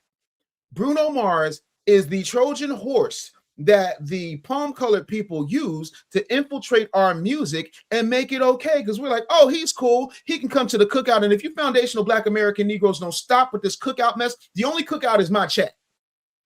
That's it. Because all they're doing, like I said on my album, is stealing plates. That's why you got people cosplaying like us and becoming vice president. Never mind. I'm gonna land there. Go on ahead and tell me how it's okay for him to dress up like black people, and that's also paying homage, even though it's cosplay. But go ahead, please. All right. I mean, it's hard because I mean, look. For, you know, when you mentioned like that he kind of jocked the style of Janelle Monáe, right? Like you know, he kind of. Okay. No. It's what you go ahead. You go ahead and rock. I'm going to go pull up pictures so that I can go ahead and bury you. But no, please. Okay. You have the floor. I'm muting. You go ahead. You got. He got triggered a little bit, but look, is that all right? Janelle Monáe. I got triggered a lot, but go ahead. Okay. What Janelle Monáe was doing, she was like paying homage herself, right? Like she was doing the same tuxedo, all that stuff, like literally doing like a style and image with big band and all that stuff, like literally paying homage to James Brown and Prince. Like that's what she was doing on her tour. So at the same time, when Bruno Mars is now like, hey, I'm doing these same things that I've done as a younger artist. In the beginning, when he first got into the game, he had to do pop music. That's what the labels wanted from him, and he did it. So that's why he's doing, When I See Your Face, it's blah, blah, blah, all that stuff, right? I want to be a millionaire, so effing bad. He's doing all these really very simple pop music, right? But then as soon as today I'm not doing anything, right? It's all just simple pop music, right? It sounds almost Justin Bieber-esque, but as soon as he gets into the game and he's like now established himself and he gets to do what he wants to do, he then starts going and doing his own stuff. So, then he did the Doo-Wop and Hooligans album, right? In 2010-ish. That was like super duper like inspired, like vintage stuff, right? Like that's what that was. This is before he did the tour with Janelle Monáe. So he's already doing this retro thing that he wanted to do. Then he does, and around that same area, his next 2012 album where he's doing the funk and all of that. So then it's like now he's doing that. But when he's on the tour with Janelle Monáe, he's doing, his old stuff that he'd already been doing. But then as soon as he does his next album, he's going to be even more funk and all of that stuff aligned, because if Janelle Monáe is honoring his literal favorite artist, his greatest influence, which was James Brown, and that era, then yes, of course he's going to be able to do that. And now that he finally has his ability to do what he wants to do, he does it. So it's hard for me to look at him and say, "Oh man, you just switched it up." It's you now have the ability to do what you want to do. I mean, if people were to look at one of my very first bands that I ever started touring with and playing with, it was a country rock band. Now, I don't have a problem with country. I like country music. I like rock music. I like all genres of music. But now when I'm doing R&B, I know niggas ain't going to come at me and be like, you look, now you just vulturing and switching it. It's like, no. I always had R&B in me. It was always something that was my favorite genre I grew up with. So it is what it is. It's just I started off doing what was paying me at the time. I'm doing what I needed to do. But the second I get my freedom and I'm able to do what I want to do, of course I feel significantly more at home doing Frankie Beverly music and doing black music. I'm a black man. That's that. I love that for you. 2002. I feel like I'm one of the Golden Girls. Before I even get to that, let me acknowledge the super chat. Let's see here. April Showers with the $5 super chat saying, thanks for all you do. Thank you for the super chat. I really appreciate that. So there was a time, and let me take this off real quick. There was a time where Darius Rucker, who I'm sure you're very familiar with. Oh, I'm sorry. Have you ever heard of Hootie and the Blowfish? Okay. Darius Rucker decides that he wants to make an R&B album. He makes the R&B album. And I'm so excited because I got Darius Rucker in my studio. Now, keep in mind, I'm not calling him Darius Rucker. The reason I'm not calling him Darius Rucker is because I know Hootie and the Blowfish. And he said, can I ask you something as a black man? I said, yeah. He said, why y'all keep calling me Hootie? I said, when I was 3 years old, I got into my parents' record collection. And I couldn't quite read everything yet because I was only like 2-3 years old. But I remember seeing this really pretty lady, chocolate skin, beautiful ball gown, and she had 3 guys behind her. And I remember because I kept saying Gladys Knight and the Pimps, and my dad said, no, it's not Pimps, it's Pips. And I said, that's Gladys Knight, right? He said, duh, it's the only woman in the picture. There's a group, a folk rock band called Hootie and the Blowfish. There's one black guy who's the lead singer, and then there's 3 white guys. Hootie and the Blowfish. To me, it's very telling that folks don't understand that A, B, C, D, 1 fish, 2 fish, red fish, blue fish. Yes, I am triggered because I'm saying that until he went on that tour and saw how dope that was, of course he has a retro sound. No one's taking that away from him. But my whole thing is, where is he in his music? He's doing what he thinks we are. He's literally Superman dressing like Clark Kent. That's what he's doing, but he's doing what he thinks we do, right? At least with somebody like Robin Thicke, you can say that Robin Thicke has never dodged black music. He never grew a fro. He did cut his hair because that hippie look wasn't going for him. He looked too much like hippie white Jesus, and that's why the first album didn't take off with Pharrell. Also, the problem with Robin Thicke was that he was a spoiled little rich white kid who grew up in the industry. His father created the theme song for Price is Right, Family Feud, Different Strokes, Growing Pains. Like, Alan Thicke is a monster. I knew Alan Thicke personally. He's a wonderful guy, but he was very R&B influenced. I never saw Alan Thicke put on a Jerry curl when he was going, show me that smile again. Don't waste another minute on your crying. I can hear every bit of Frankie Beverly in Alan Thicke's writing. I can hear every Jackie Wilson influence in the way that his son moves. I can hear that. You know what I don't see? I don't see Robin Thicke putting on a costume. Bruno Mars puts on a costume, and as a black man, I find it disrespectful. As a black man, as a black musician, as a black artist, I really don't like it, because I think if it's genuine, if it's real, and if it's who you are, that's one thing. But every album, he becomes something else. This album, his curl is a little looser than the last time, and now he's got that funny little Spanish mustache. So he's going to lean into that Puerto Rican he has, and he's putting out this flop of a record. It's a flop. Because when you try to see, and that's the thing, he's basically Coach Klein in the waterboard. All he's doing, he got the blueprint. Because Mama said R&B is for everybody. No, Mama's wrong again. There's something wrong with his medulla oblongata. And the second he broke away from cosplaying as us, his crap flopped, which tells you that the only thing he's really good at is impersonation. Ray Charles. If you look at the Ray movie, the thing that Ray Charles had a problem with in the beginning was that he did not have his own voice. And somebody had to pull him aside and say, yeah, you do a great Nat King Cole, but we already got a Nat King Cole. You got to find your voice. Bruno Mars has yet, in 3 albums, 10 singles that have broken the charts, he has yet to find his voice because he's so busy being absolutely everybody else. When you listen, and again, I'm not comparing myself to Bruno Mars. I think he's a much better singer than I am. I give credit where credit is due. But when you listen to my album, you can still tell that it's me. You can still tell all of my influences, but it's instinctively and distinctively me. And that's what I'm saying. All he did was imitate left, right, up, and down. But he's, you know why Sammy Davis Jr. never got any slack? Because Sammy Davis Jr. didn't have a whole lot of original songs. Like people say the Candyman. Candyman came from Charlie and the Chocolate Factory.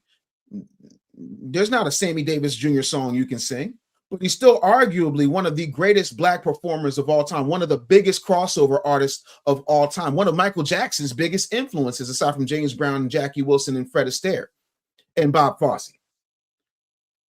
But Sammy Davis Jr., for lack of a better term, is to music and black people what Frank Sinatra is to big band jazz and the overall Sinatra sound. And that is, they are both phenomenal song stylists. That's what Bruno Mars is. He is a song stylist. He is a culture vulture. He has nothing original, because if he did, see, here's the thing, right? A real artist, number one, can be influenced, but you can't go picking it apart. It just is what it is. Prince, you're talking about somebody with a 9-octave range who played 37 instruments. He could do it all, right? The problem with Bruno is Bruno sucks when he's not doing us. Pause. He absolutely sucks when he's not cosplaying as one of us. Because let's face it, somebody sing me one of them Bruno Mars songs from the new album, other than because I already told y'all what that was. You know why you can't? Because you ain't bought it. You know why you ain't buy it? Because it sucks. And that's the thing. He's not There's good. a few good ones. Go ahead, sing it. Risk It All. That's a good one. Sing it. I don't know the lyrics very well, but I can. Thank you. I risk it all. That one is fire. I know what you're talking about. I can know play what it you're all. talking about. My memory works for music. I could play the song right when now. I see your face. Sure. You can sing that though. This here's that white gold. Michelle Pfeiffer. That. Come on, man. Let's not play like you don't have Bruno Mars songs committed to memory. But this heaping pile of dog dung.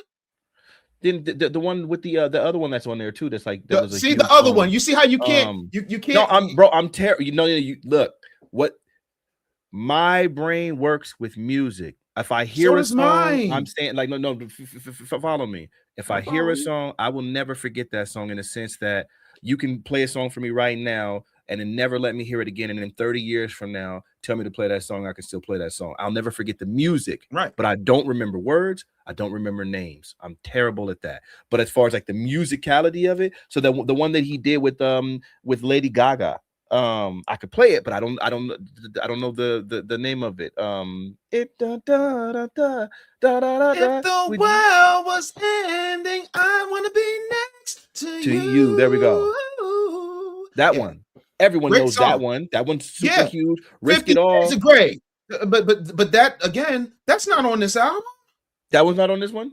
No, that was the album before. That I'm pretty sure. I'm pretty sure. If I'm not mistaken, I'm pretty sure that was from 50 Shades of Grey. Hold on.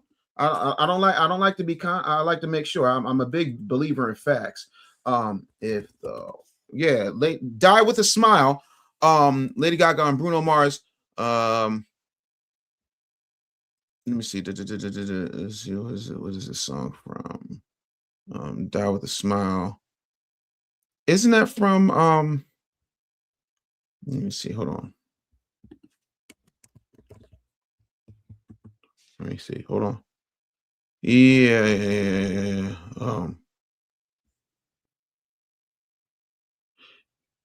It's it was released as a 2024 duet. So yeah, it's not on this album. Because this 2026. Okay, yeah, you're right. It's only one song on there. It's just Risk It All. Thank you. But I mean, again. Oh, wait, actually, no, I just might. And here's what's gross. I can't. Oh, you mean you make me feel like dancing. Yeah, come on, man. That's it. Those are the only two songs on the album. So, and here, look, that speaks to my point, right? Because again, Black people are the most accepting, loving, forgiving, putting on a cape for people who ain't us while dragging us through the mud, which is what you're doing. I'm not, because look, here's the deal. At the end of the day, like, I'm about to find you a cape. Nah, bro, you can't do that to me. Because listen, what I'm saying is, ultimately, I'm always going to support Black music. I listened to this album. I listened to all of Bruno Mars albums late, right? I don't even know his whole discography. I didn't. If you would have told me, like, for instance, there's they were talking about, because I'm looking this stuff up in real time just to kind of confirm, right? Sure. And they were talking about his Runaway Baby album, right? And I mean his Runaway Baby performance. I don't even know what this song sounds like, but it's something apparently that he performed at the Grammys in 2012, and it is where he was like heavily James Brown influenced. This is prior to his Janelle Monáe stuff. Him wearing the pompadour, like, you know, in his hair. Prior to Janelle Monáe, clearly has all the brass instruments and all that stuff on the stage. Clearly before he ever did a tour with Janelle Monáe. Now, the only reason why I know this is because I looked it up just now, because I couldn't have told you most of this stuff off the thing. I didn't know his dad was half Puerto Rican. I didn't know this information because I don't really know that nigga like that. I don't stand Bruno Mars. I know that specific album, 24 Karat, like that one. I know that album, but besides that, I don't even. I listened to his latest album once because everyone said it flopped. And one day I was just making a road trip for about an hour and a half. And I said, you know what? Let me go ahead and play this album once. And I did. And the only song that I can remember from that album that was noteworthy was Risk It All. The rest of it, he was trying to do the Latin influence thing, but Latin people aren't going to accept you like black people will. So they're going to, of course, reject you very, very quickly. That's why. And the music's not as good. Let's just call it what it is. Regardless of whether Latin people accept him or not, the music is not as good. I can give credit where credit is due. So you're probably right. It's not as good. You're probably right. I wasn't a big fan of it because black music is the best music on the planet. So if you're imitating Michael Jackson, of course you're getting better music. If you're imitating Stevie and Prince and freaking James Brown, of course you're getting the best music of all time. So yeah, no, you're never gonna get that doing some Latin music. And I like Latin music, some of it. You know what I mean? I love me some Hispanic music. I can sing some songs word to word, you know what I mean, in Spanish. The fact of the matter is, like, yeah, this album is just ain't gonna hit the same. It's for a totally different demographic that I'm not particularly keen on and that don't do nothing special for me. And I don't think he did anything really. It seemed like almost kind of like a lazy, dialed in album. That's what it felt like to me. But that first song, that first one, that Risk It All, I hear it now while I'm out at like restaurants and stuff. When I'm chilling, I'm hearing it in grocery store, all that. Like you hear that song. That album was on that song. That was the one I sent to my mother. I was like, hey, Mom, this is something this is literally up your alley because my mom loves Luis Miguel. So I was like, let me play this for her. And of course, she was like, oh, this is everything that I like in music. I said, I know, because I know my mom's musical taste. She was one of my greatest musical influences as a kid. Point being, Bruno Mars does switch up his style a lot. It is something that he does. And I don't think, but I think it's the same way that we say Beyonce switches up her style, because Beyonce's music has evolved. Originally, when she first came out, she was R&B. That was my favorite Beyonce era. You're gonna tell me what's it called? Me, Myself, and I, and one of the greatest R&B songs of all time. It is for me. I love that song. I love that. But then, she decided on her next album, on that B-Day thing, she was all over the place. She touched on everything. What's her name? A-Marie did that that Go-Go, and she said one thing. With one thing, and Beyonce said, "Oh, a green light." Yeah, I'm gonna do. Yeah, green absolutely. light. And same but she's always been on A-Marie's head. When A-Marie, Rihanna, and Tierra Marie did that Destiny's Child performance in front of Destiny's Child and sounded better than Destiny's Child. I don't even know about. You're gonna have to show me that. Which one is that? Just tell me which one. I'm gonna look it up for later. Oh, I don't remember where it was, but I trust me, they had some looks on their face like, oh crap. And at that time, both Rihanna and Tierra Marie were signed, and then all of a sudden, Tierra Marie just fell off. They did lose my breath. I'm gonna look that up. Ugh. Yeah. So, but again, it's a different thing. And for me personally, I think there's something called and I don't know why you I'm starting to sound like Roland Martin because I can't think straight. Chaos Rain, I don't know why you dropped. You can come back up here. I'm about to wrap up with Fanatiq now, but what was I going to say? Oh, boo! Get your homeboy. He probably studying. He'd probably because he was supposed to show up 2 weeks ago after he got washed and told me F my chamois. He been studying. He got himself some flashcards. He done went and got himself some Hooked on Phonics. He done made sure his microphone worked. He's I'm not. He came for me. This is my show. Oh God! He came up here and got washed. I'm gonna coach him, and I'm gonna make sure. Oh, I know. Listen, that's why I said. Well, let me tell you something. One of my favorite rappers of all time said, "Did I hear something about a crew? What they gonna do? You best to call him Mr. Babyface so he can bring out the cool in you." Like, David said, "My name is Dave, not David. I'm only David to the IRS and my mother. My name is Dave. Address me by my name. Don't do that. Be respectful." Like, you got washed. Just deal with it. Don't come back up here for another ass whipping. At least me and Fanatiq are having a really good, really balanced conversation. I think that he has an invisible cape for Bruno. Come on, man. You do. Look. You are the reason that these folks. You're the come to the cookout Negro. You're the one that's like. No, I'm not. You're giving this man a pass for taking our stuff. No, see, because here's the thing. This is something that I think we're always going. You. If you ever hear me in these debate spaces, people have been calling me, what is it? They call me a black nationalist. They call me racist, that I hate every other race, because I am very, very, very Afrocentric. Like you have no idea. I'm very black centric. I use the word Afrocentric, black centric, whatever. No. I'm not. No, because I'm opposed to that too. Because if you study and know about what their mentality is towards Black Americans, it's disgusting.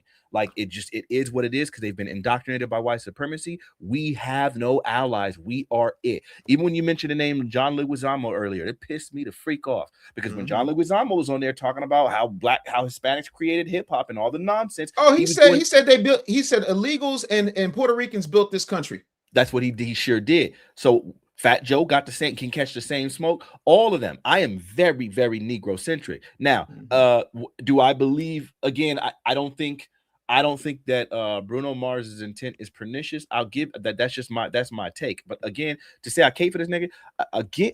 I'm telling you, I have not listened to most of his albums. I have not. When I mention those albums, like the Hooligans album, I can't name a single song on that album. I didn't listen to it. Or the subsequent album. I don't listen to Bruno Mars music like that. I'm always super, super late to the party. I'm very selective on what I listen to. The only thing I listen to are what my friends give to me. I will listen to my same playlist and my same music every day. But if someone tells me here's something new to listen to, and they hand me something because they know that I'm gonna like it, then I listen to it. That's how most of my friends are close with me because they know how much I love being shared music. Because otherwise, I'm not gambling. So I don't know Bruno Mars like that. I listen to Silk Sonic because Anderson .Paak and it was just a fire. Like the single that did catch my attention was so amazing that I had to listen to that album. I don't think nobody else really that's not Black really does it to the degree that he does. So, but ultimately, you can say I'm caping for this nigga, but I'm just saying I think there's a very clear difference between what he's doing and what Jack Harlow's doing. What he's doing and what what's that one? The other vulture. What's his name? I was never a fan of Eminem. Look at their faces. Yeah, Post Malone. Look, can you see the screen? I did. I am. I'm looking. Look, I can't play it because listen, Beyonce done come after me more than one time, and I don't want to have to call her daddy. But I'm just saying, you can look and see it.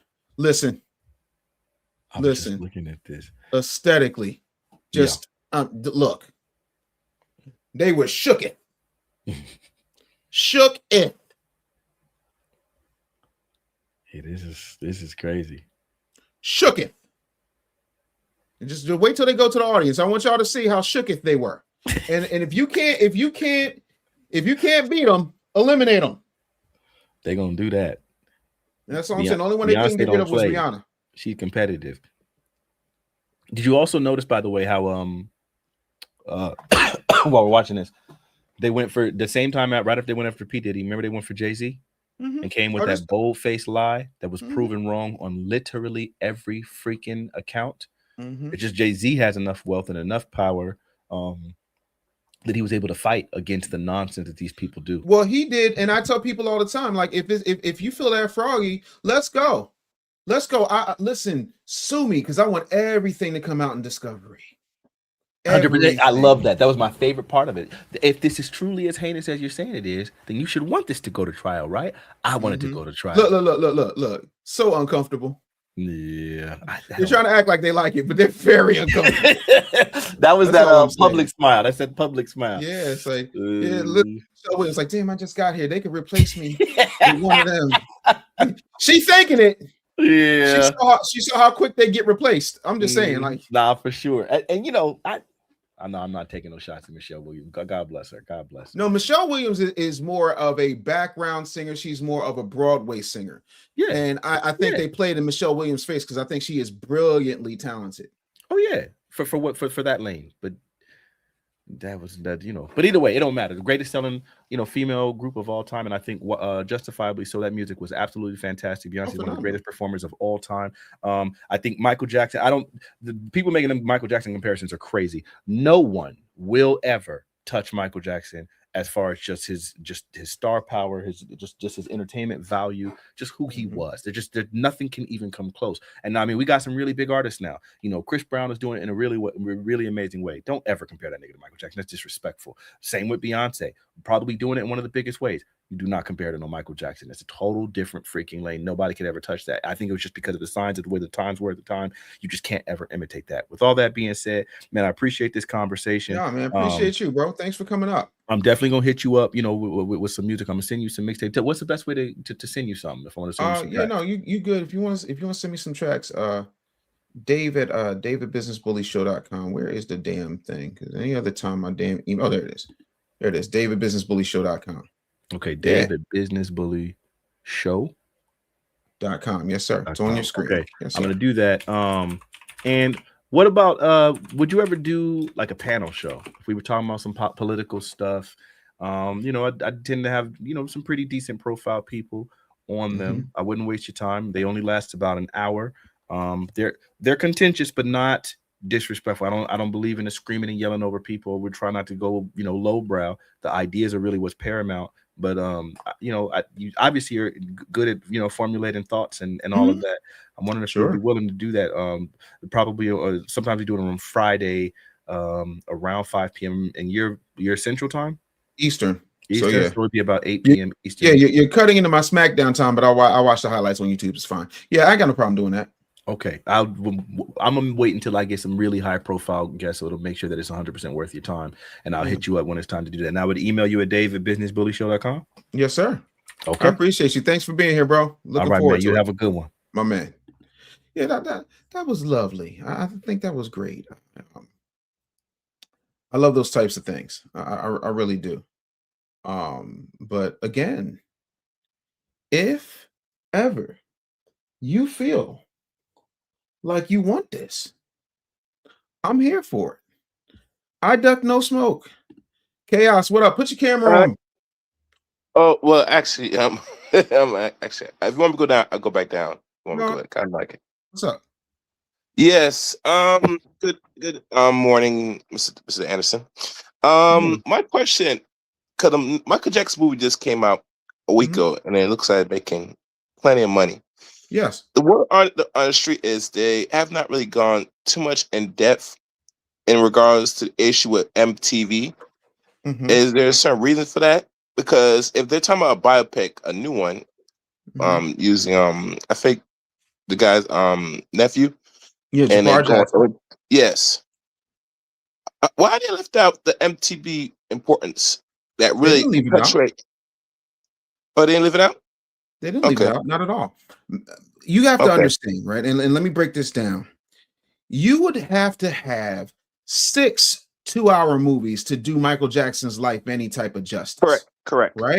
The other part of that is because of Janet Jackson, Randy Jackson, and Diana Ross deciding that they didn't want to be depicted in the movie for some odd reason. We have an Earth 2 version of Michael Jackson, which is why they had to. Yeah, they spent well over $15 million to do reshoots on the third act because everything there's a part where Jafar Jackson like is dressed up like the Scarecrow and the Wiz, like all that gone. Cat Graham was cast as Diana Ross. All those scenes shot gone. That's why there's so much LaToya and Mike and not a whole lot of Janet and Mike. You don't see Randy and Mike. They're not even mentioned anywhere in there as if they don't even exist. Nobody even acknowledges that they're there. So they had to go back and do all of these reshoots to get that stuff off because originally the movie was about 3.5 hours or something along those lines, according to whatever sources you want to believe, Hollywood Reporter, whatever the case. So what winds up happening is they had to do all of these reshoots.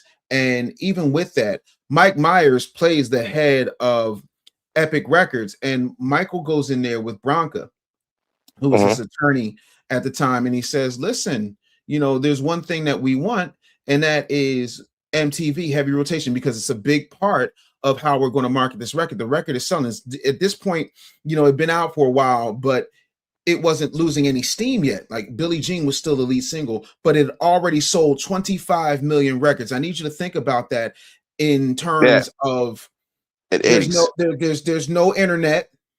There's no tweets. There's no 24-hour news cycle. Most people don't have cable. Cable is a luxury, but it's starting to grow.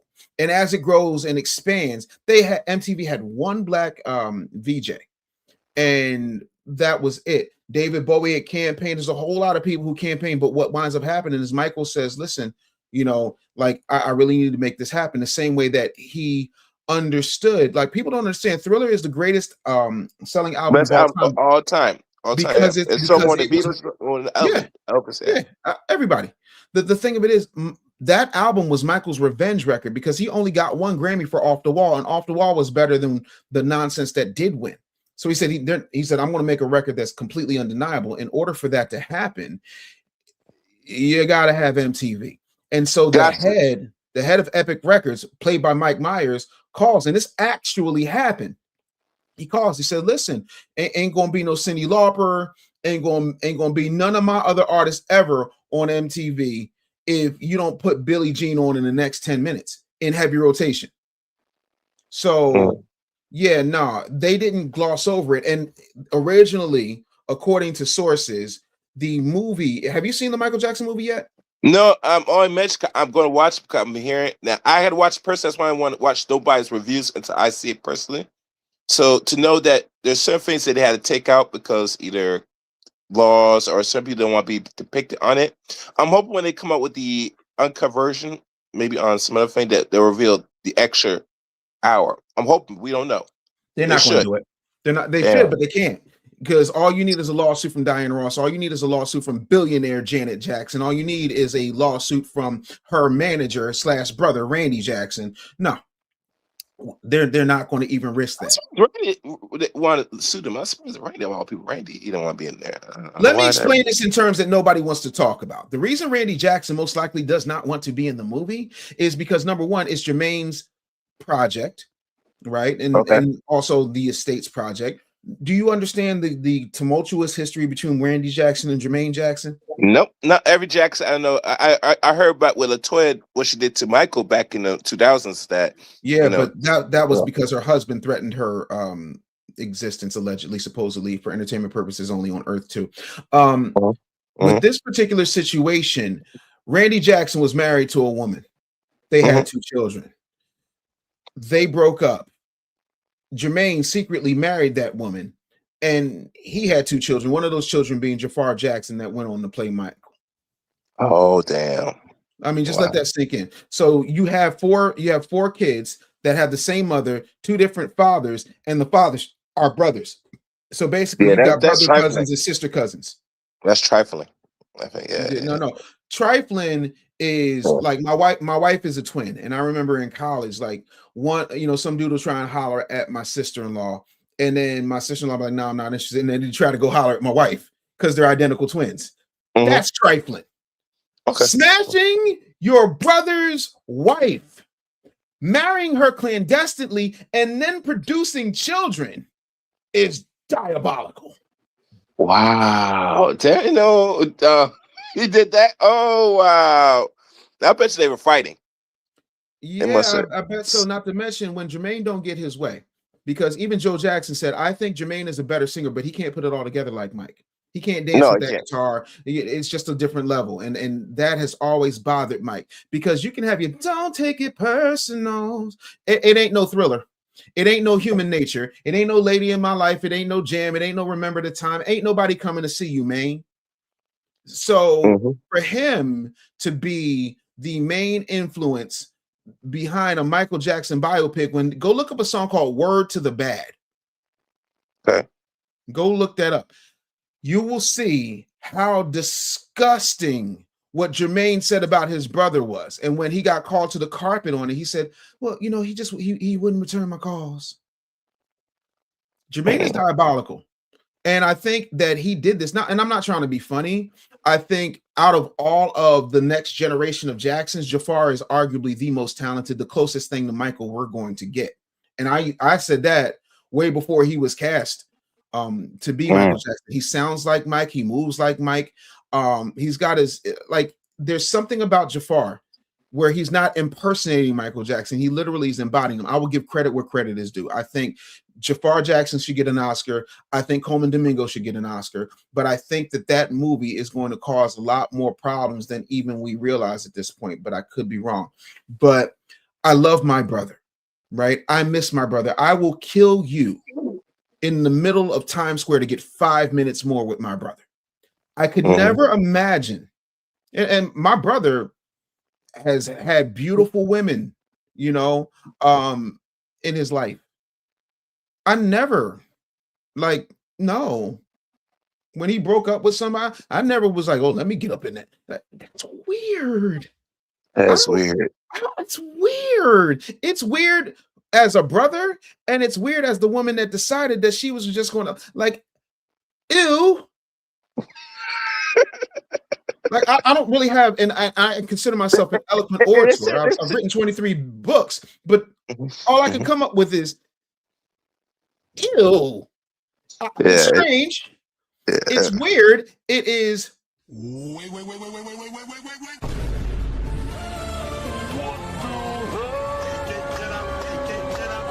Hell, like it's weird, bro. But the thing of it is, people want the mess. But I want to bring this point home before I forget.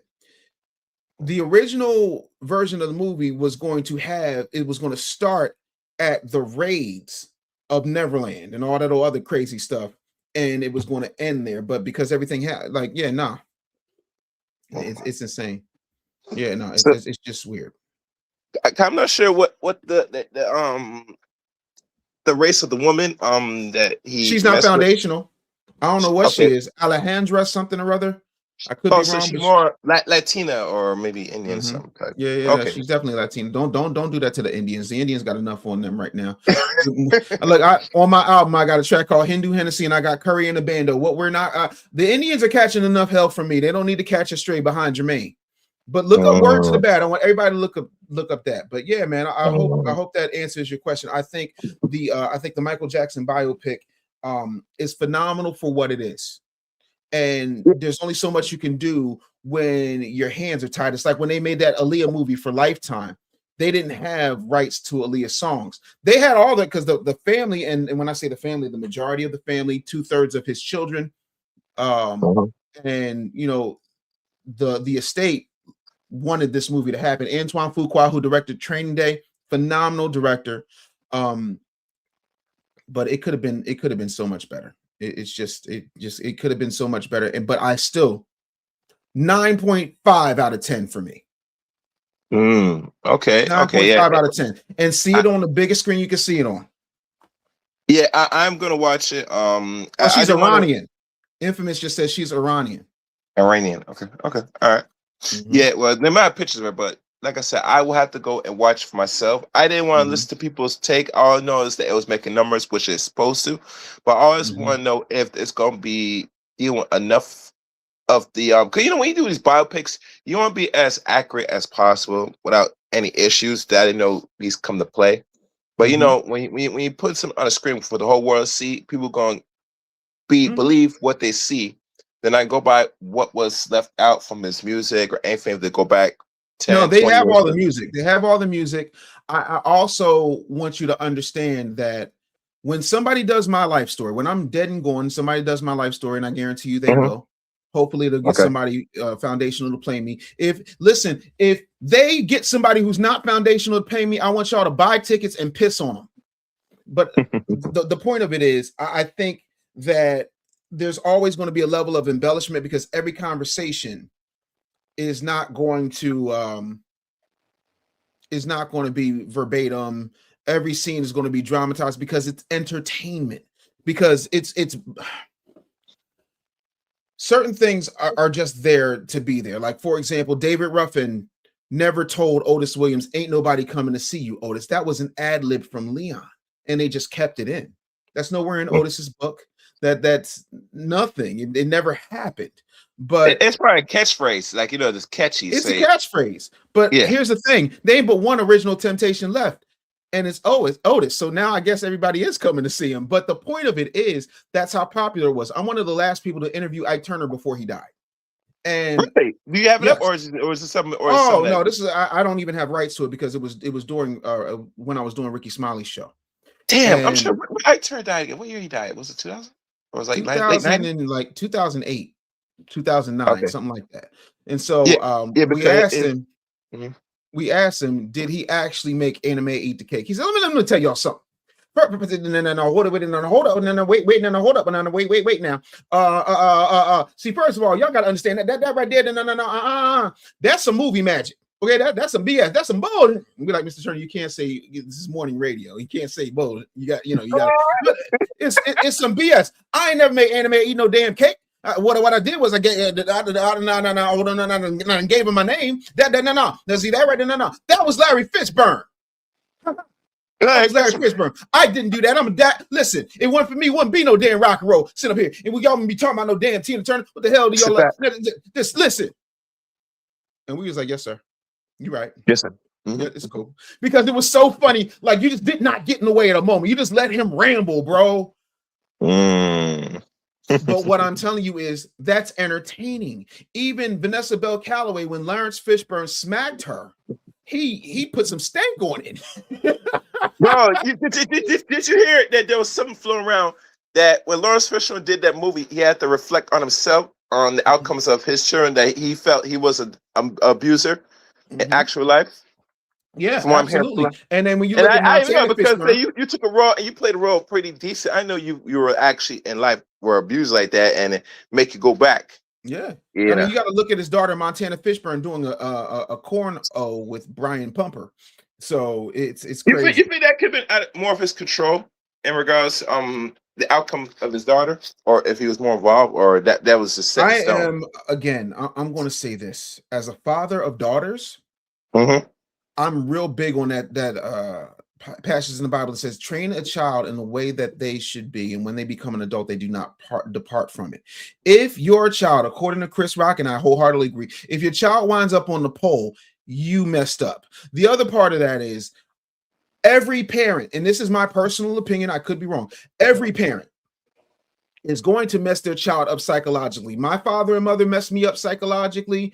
My wife's father and mother messed her up psychologically. I'm pretty sure your father and mother messed you up psychologically, whether you realize it or not. As a father of daughters, there's only two places your daughters are going to wind up.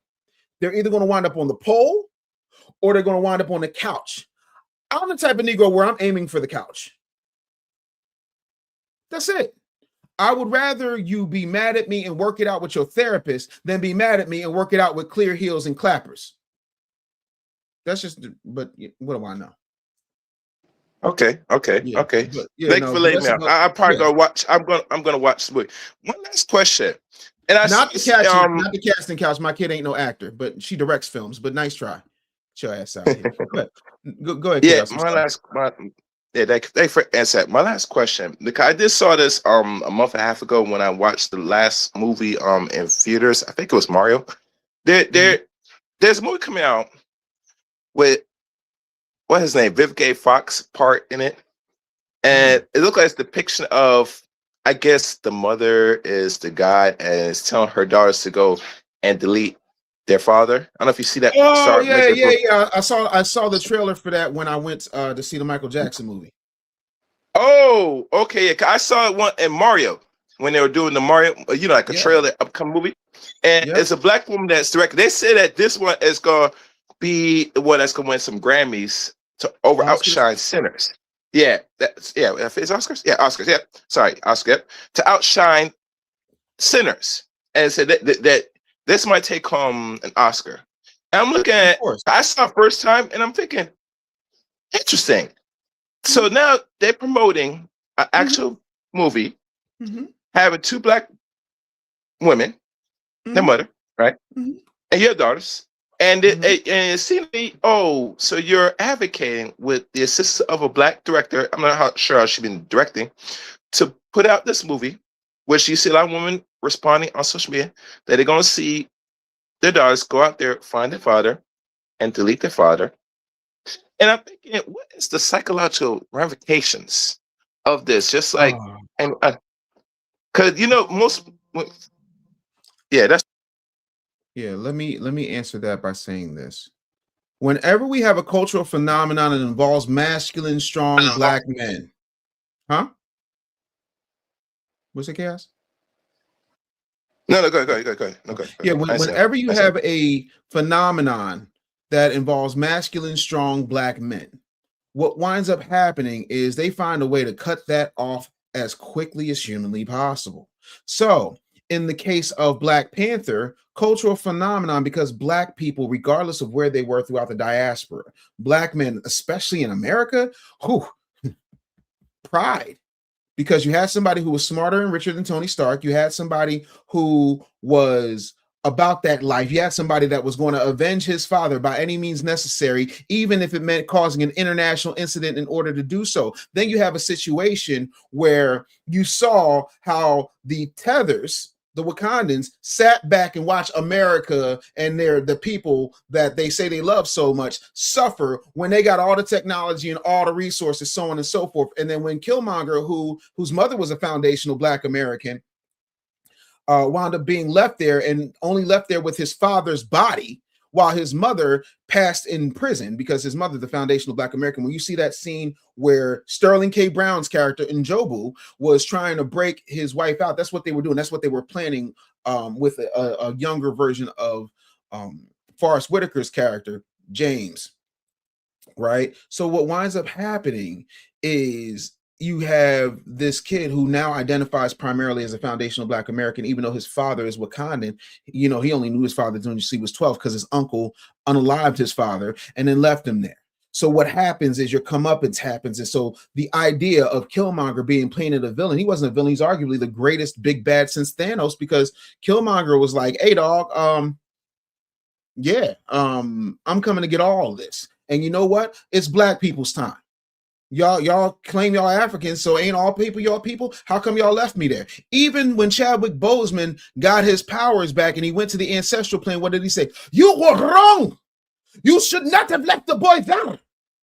But you know what? They didn't want no foundational Black Americans seeing all this stuff and possibly, shutting it down and making sure that Black people throughout the diaspora, because we so damn Pan-African, got the resources from that. You should have brought the boy home. Notice, didn't know warships from Wakanda come for Black people. They watched slavery happen. Now, I'm saying all that to say, when Tariq Nasheed dropped Hidden Colors, all of a sudden you see this thing with Kevin Costner and Taraji P. Henson, called Hidden Figures. So that when you go Googling hidden in Black, all of a sudden you see Hidden Figures. They do this to reset. Sinners in and of itself, yet another Michael B. Jordan project, yet another Ryan Coogler project, a project that shows strong foundational Black American men taking their money, getting their money and taking money from the dominant society and turning it into Black dollars and turning it into a situation where they can build their own. And they not only wanted to get the building, but they wanted to get the land. So now what they want to do, what Hollywood will do is correct itself.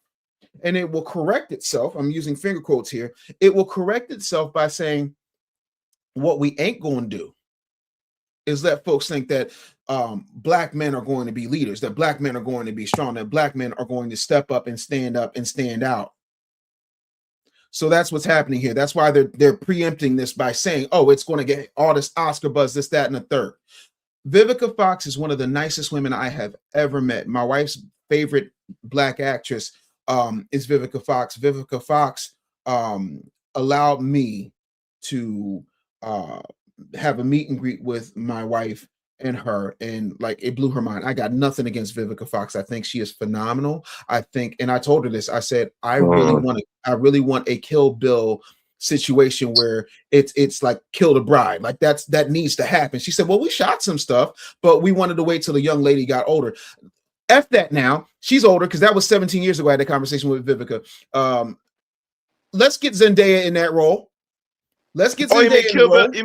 You mean Kill Bill Part 2? Wait, it came out 2007. Kill Bill 3, which would be Kill the Bride. When the second one came out, was it 2007, 2006? I'm trying to remember. It came out 2005, 2006, somewhere around there. Yeah. Well, the guy, I think who Quentin Tarantino, who was the director.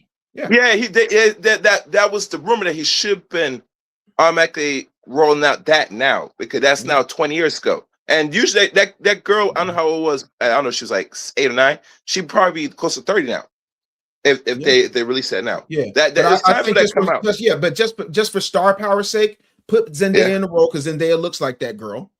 And let's put some swordplay behind Zendaya, because Zendaya needs some action. I'm tired of her just being the pretty girl. Like, if you look at what she does in Euphoria, my daughter watches Euphoria. I like Zendaya for what she is, but I think it would be a dope movie. This right here is some of the things that I think happen, and what has happened over time is that Vivica does what a lot of people do. You get with a guy, you don't realize the potential of the guy, you think that you're going to last forever being as fine as hell, and the wall is undefeated. That's why she got on Fox Soul talking ill about Kevin Samuels, celebrating his untimely passing and all that type of stuff. So it does not surprise me that she is the star of a misandrist Black man campaign.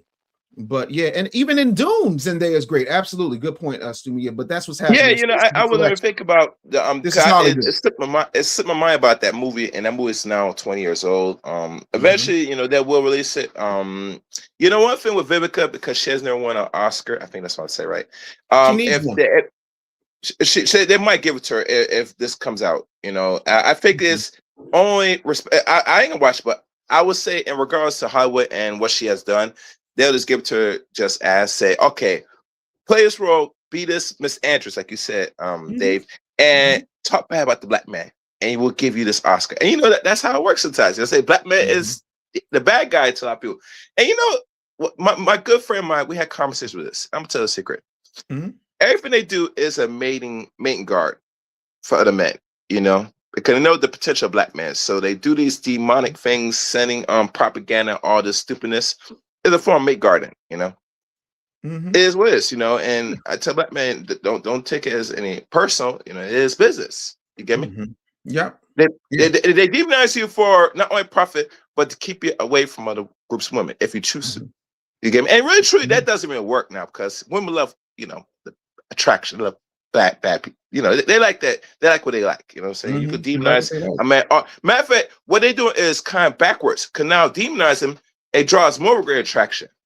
Yes, which if they say these people are very intelligent, they're not really intelligent, Dave. They're not really intelligent, especially the man. You know what I'm saying? And for those women that have a problem with black men, anyway, you already made your decision already. So you watch that movie, you already have misinterest towards black men anyway. So misandry, it goes unchecked, but this is what Hollywood does. Hollywood does not. The only type of black men Hollywood likes, with very few exceptions, weirdo dude. You know what I'm talking about, the weirdo dudes, and yeah. But here's the irony, and this is the point I wanted to bring up to you, right? When okay, so what was that movie? Okay, so the movie that Vivica is doing stars this person, and there's another movie that now I gotta look it up. Hold on, y'all are pissing me off because the middle age is kicking in, and I gotta find it. No, this is not it. Let's go here. Bear with me, y'all. This is important.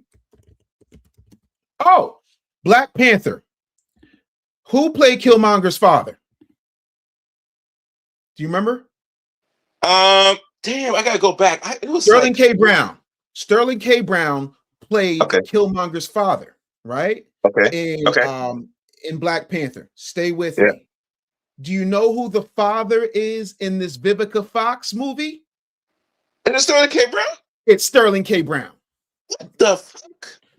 They're sending you a message whether you're aware of it or not. Because if we can kill Killmonger's daddy off, we see what happens with father absence. You become evil. You become a killer. We call you Killmonger instead of calling you Njobu. I'm sorry, Ndjaka. Even though the character in the comics is called Killmonger more than he's called Ndjaka. Just like M'Baku is not called M'Baku. They call him Man Ape, but Man Ape doesn't really play well in this woke role. Anyway, and anyhow, we got some folks back here, man. Thank you for being up here, Chaos, man. I want to get to these folks. Thank you, and thank you. Respond back to my email when I sent it. And, you know what I'm saying? I will look at get one of your albums. I know you put out some music out here, especially the Tether one. That one was nice.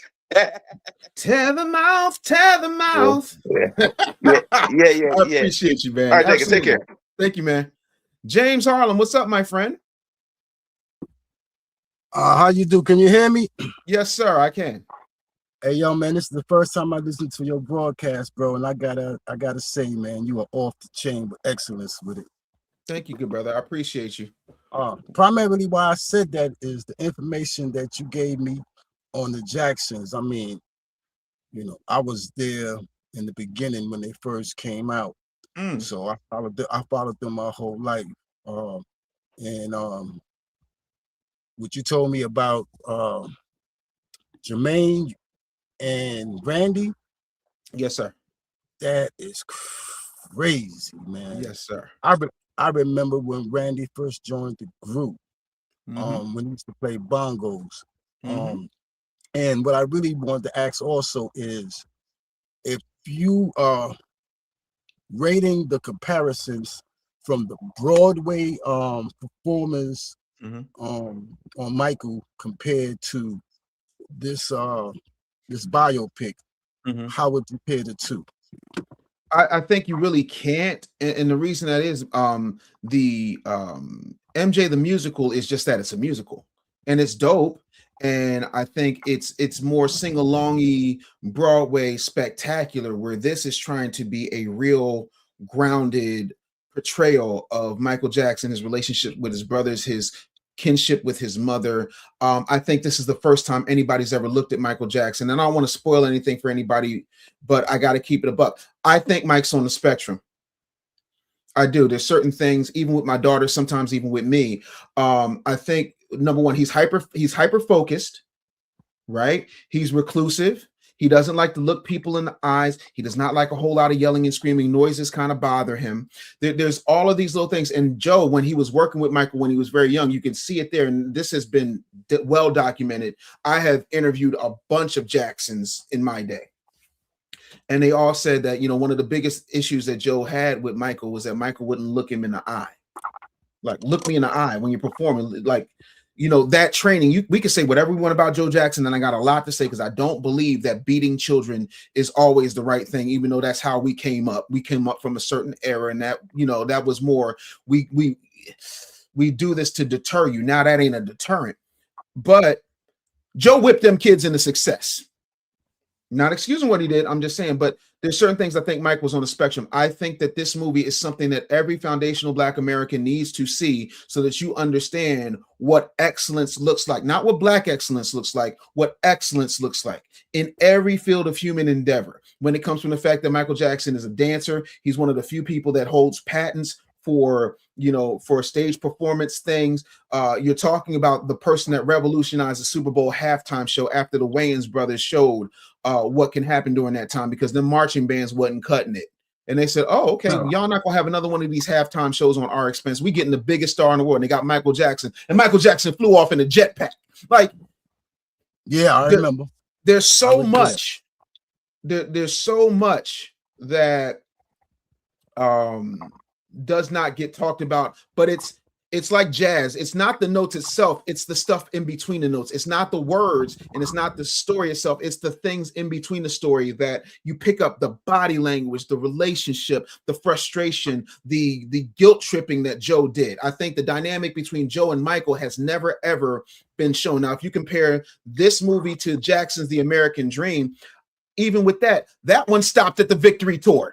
This one stops at the bad tour, but even with it, you can see a lot more nuance. You see a human being in Joe Jackson, not making excuses for him and how he came up, but you see a human being more than you see anything else. And human beings are bad. They can be manipulative. They can be greedy. There's a whole lot of stuff happen. The one thing that I do have an issue with, because I'm a Jackson historian, is I saw the victory tour.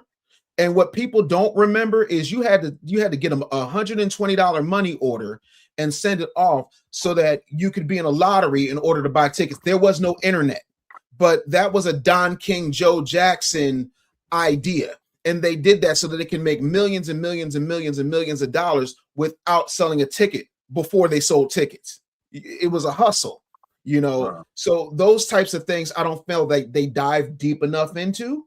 Because the other truth of that is the reason that Michael said, I'm leaving and we're done with this tour is because he's not as money grubbing as his brothers. Well, because he's more talented than all of them combined, and he did not need to be. They needed that tour. Joe Jackson needed Pepsi because his son was no longer under his control. So wow. It's a lot. So they put a lot more emphasis in the Joe Jackson portion. Of the Jacksons history. Yeah. I think if you don't do anything else, just go see it in IMAX. Go check out a matinee. I think you're gonna love it, fam. Okay.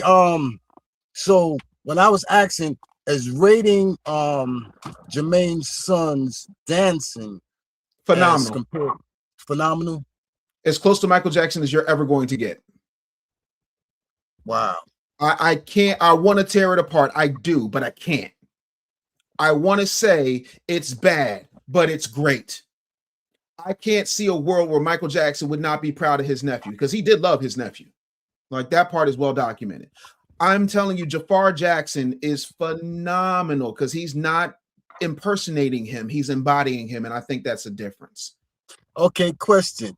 Okay, back in the days, before Michael, because Michael did some of the same dance moves for about 15 years before Certainly he started branching out. Did they go back into that era?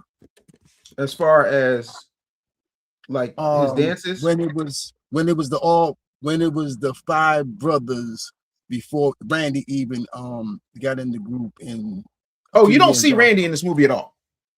Right. Yeah, but okay. you do see dancing, you see dance rehearsals, you see and this is also very true. Marlon has said this. I've asked Marlon about this.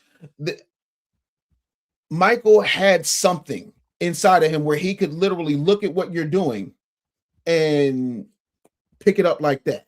So he would watch Jackie Wilson, he would watch James Brown, and James Brown do the splits, and Michael do the splits, and then Marlon would try and do it, and be like, and like Michael would help him, you know, like a lot of that is depicted. It's also depicted in American Dream. But I think Michael had everything that all of the brothers had individually rolled into one. You know, he was a good-looking guy. I can't remember Michael was the instrument. Like he's not a musician like Prince. He's a singer, dancer, performer, entertainer. He was not a true musician with a 7-octave range and a 33 instrumentation ability. He was not that. I mean, Tito played bass and Jermaine played guitar, but again, you know, you don't see Jackie playing a bunch of instruments. You know what I'm saying? It's a different ball game. I think that there are two different lanes. But for me, when you watch this movie, and I'm going to tell you, I mean, because we know I came up in that era. You know, you were alive, so you understand what Michael Jackson mania was at its height. Oh yes. To get that feeling again, like you're going to get that feeling again. If you don't, there's something wrong with you. Listen, in this whole entire wide world, that's the only person I ever wanted to be. Yeah. Ever. Yeah. And I love myself. Right. You love yourself. But because Mike is like Halley's Comet. You're never going to see him again. I'm talking about back when he was young. I grew up with all of the girls wanting him. You think all of us wanted that? Yeah. But I never hated on him.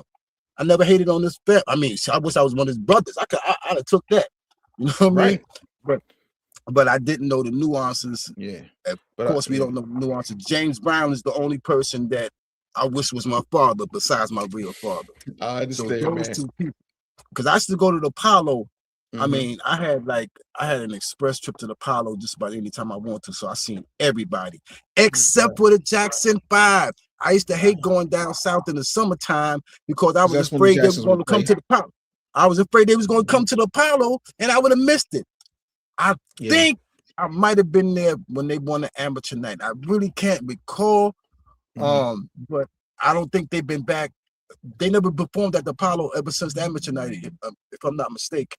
I'm pretty sure they haven't, but I'm not 100% sure. But I want to get this last guy on, man. I appreciate you coming up, James. Man, I appreciate you very much. Excellent show, man. I'll tune back in. Man. Thank you. Make sure you subscribe, brother. Appreciate you. Afro Nerd Radio, what up, man? Welcome. Thank you for your patience, bro. Hey, anytime, Dave. I appreciate you for what you're doing. Your presence on YouTube is integral. Thank you.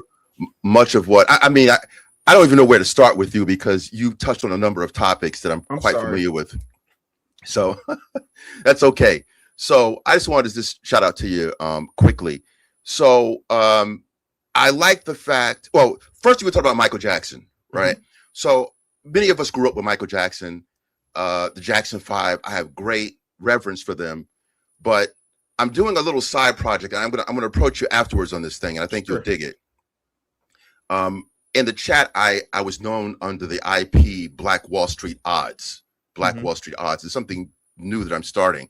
If you remember Wall Street Bets, I'm familiar. I know you're pretty familiar with Wall Street Bets and what that did. Yes, sir. I asked myself, why wasn't there a black version of that when you saw how the markets moved, right? Right. So So I'll tell you more. I'll send you some information on this. Mm-hmm. But when you're talking about Michael Jackson, right, I'm looking at him in different ways. Mm-hmm. One way would be, why isn't Neverland Ranch available to us the way that Graceland is available to us? Bingo. Okay, so I know you understand where I'm going with this. Yes, I do. There are things that we are doing in the culture. We could talk about the preservation of blackness and FBA and all of that, and I have an FBA as well. That is important, but there is a financial element that we miss out continuously. I am so angry with this about this. It's going on too long. That's why I started this new project, right? So we have to start asking questions, and we have to stop certain kinds of behavior. We should be asking about even just something simple like that. How his intellectual property is with his children and his mother, but no one else in that family has access to it. Prince almost had that same issue, and it was divided by his relatives. Correct. Because he didn't have a will. Allegedly, right. I know different, but I'm shutting my mouth on that. Okay. I know for a fact. But see, the issue is we're giving cultural ideas, and we don't seek recompense for them. Correct. So when we get all giddy about quote unquote Black Twitter, and we don't make Black Twitter an actual thing, but we put the grease in the greens, as they say, as far as what Black culture has able to do and how it makes money. Facts. So when I talk about Graceland, for those who know, Graceland is in Memphis, Elvis Presley's Elvis's home. Yep. Right. Elvis's home is the second most visited home after the White House in the United States. Correct. Right. But what would a Neverland Ranch do if we had access to that? But the neighbors in California they put a wash on it. I think it's literally been broken up where you have to go to Vegas to see parts of his house. But think about the loss of income and the loss of cultural weight just for something simple like that. So there are so many things that we're doing. When we talk about even how we use the term old school hip hop versus classic hip hop, when we label things old school, we make ourselves irrelevant. Right, because you don't hear old school rock, and as a person who's programmed rock stations, I can tell you, classic rock has its place. Creedence Clearwater Revival, America, the Stones. Like, we have a problem when it comes to control. And Charlemagne and I in 2007 were honored at there's a thing called the Conclave. It's a radio event, and it was 30 under 30. So both Charlemagne and I were honored, and it's the first time I had befriended and ran into Isaac Hayes Sr. or Isaac Hayes II,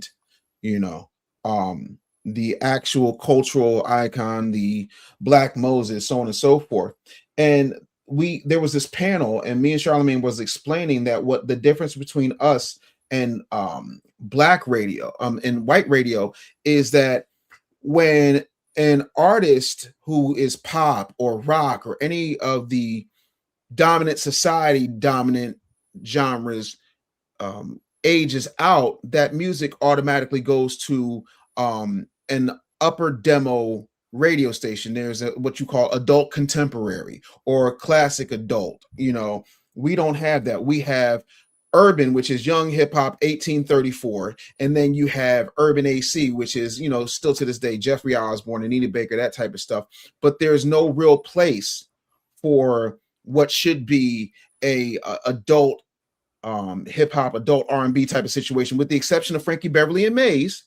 There at the time, and still at the time, there was no place for what I would consider classic artists. I don't like the term old school either, because ain't nothing old school about anything. Hell, Run DMC said it's all brand new, never ever old school, and now they're considered old school. So I say all that to say, when we don't have a place to do that and we act like people fall off as if their classics still don't have value. Now you're starting to see, I told Naughty by Nature in 2010 that they should do a Vegas residency. Now you see all these folks doing residencies who beforehand were playing Six Flags because we don't circle our wagons around our icons. Agreed. And look, it's as simple as going to a Target store and you see infant wear, and you'll see a ad with a white infant with a Nirvana t-shirt on. And we look at this passively.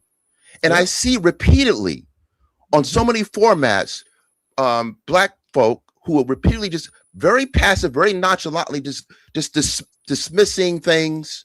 I think when you mentioned Bruno Mars, when he tapped into New Jack Swing for a minute, and then Black folks were angry about New Jack Swing. Well, so wait a minute, the man picked up what you discarded. The man picked up what they would no longer let us make. That's what y'all don't get. Again, I've had record deals. I've seen how they operate when it comes to Black people wanting to do our own thing. There's a difference between what they will allow you to do. Do you think it's a coincidence that I'm not going to say that? What I will say is I have been offered things that would set my family up for generations, but I'm not going to sell you out. I need you to understand that. I need you to understand that the people who run this situation don't want us to make our music. They want to move us away from it. Do you think it's an accident that Chris Brown and Usher are touring now? Because for a while, you never saw Usher making R&B. For like 2 albums, Usher was making more EDM than he was making R&B. Do you think that's by coincidence? No, I hear you.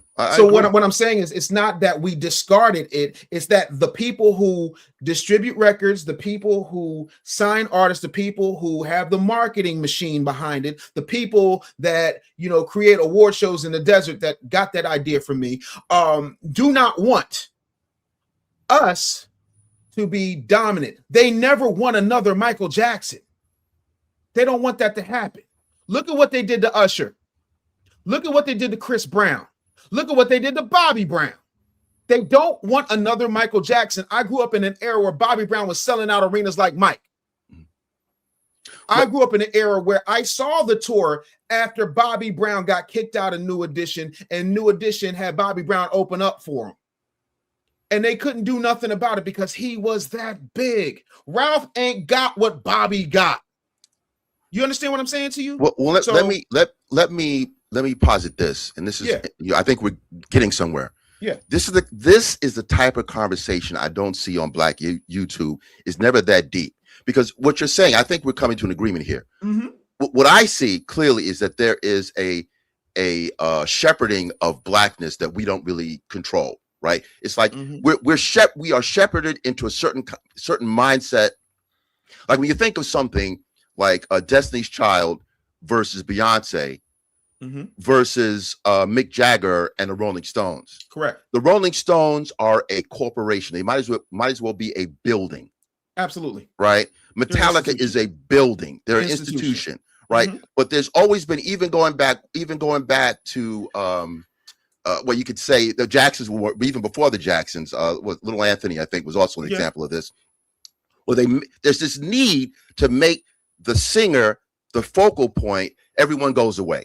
Lionel Richie goes away from the Commodores. Early Commodores were a beast, right? Yes. But then they just disappear. Now, on the white corporate side, we see clearly that Keith Richards is his own person.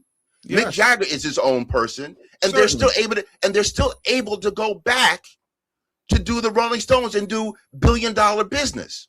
But anytime we talk about Black stuff, it's always, you got to get out the group, you got to do your solo thing. They hint at Destiny's Child.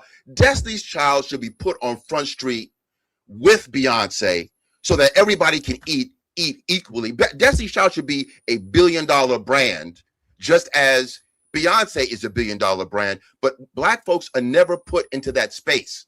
They are shepherded a certain way. So that's why, and I'll send you this information, but these are the questions that I'm asking, that we have to start thinking differently. We cannot be allowed to keep on going in this direction where we're consistently positioned a certain way, not to make money, not to make legacy.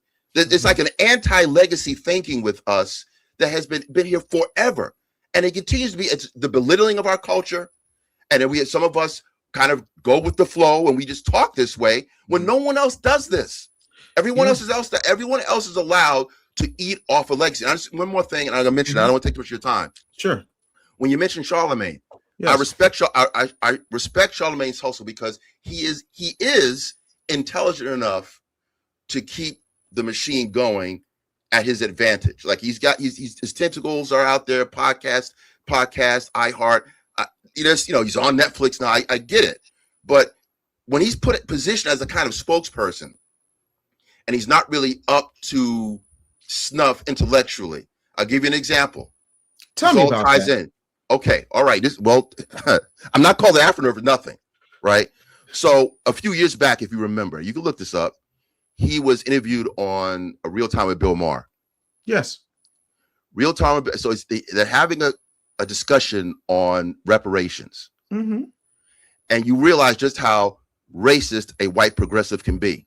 Certainly, because he automatically, just like the people on the right, and I consider myself conservative. You see it on there, certainly, right? Certainly, but I'm not anti-historian.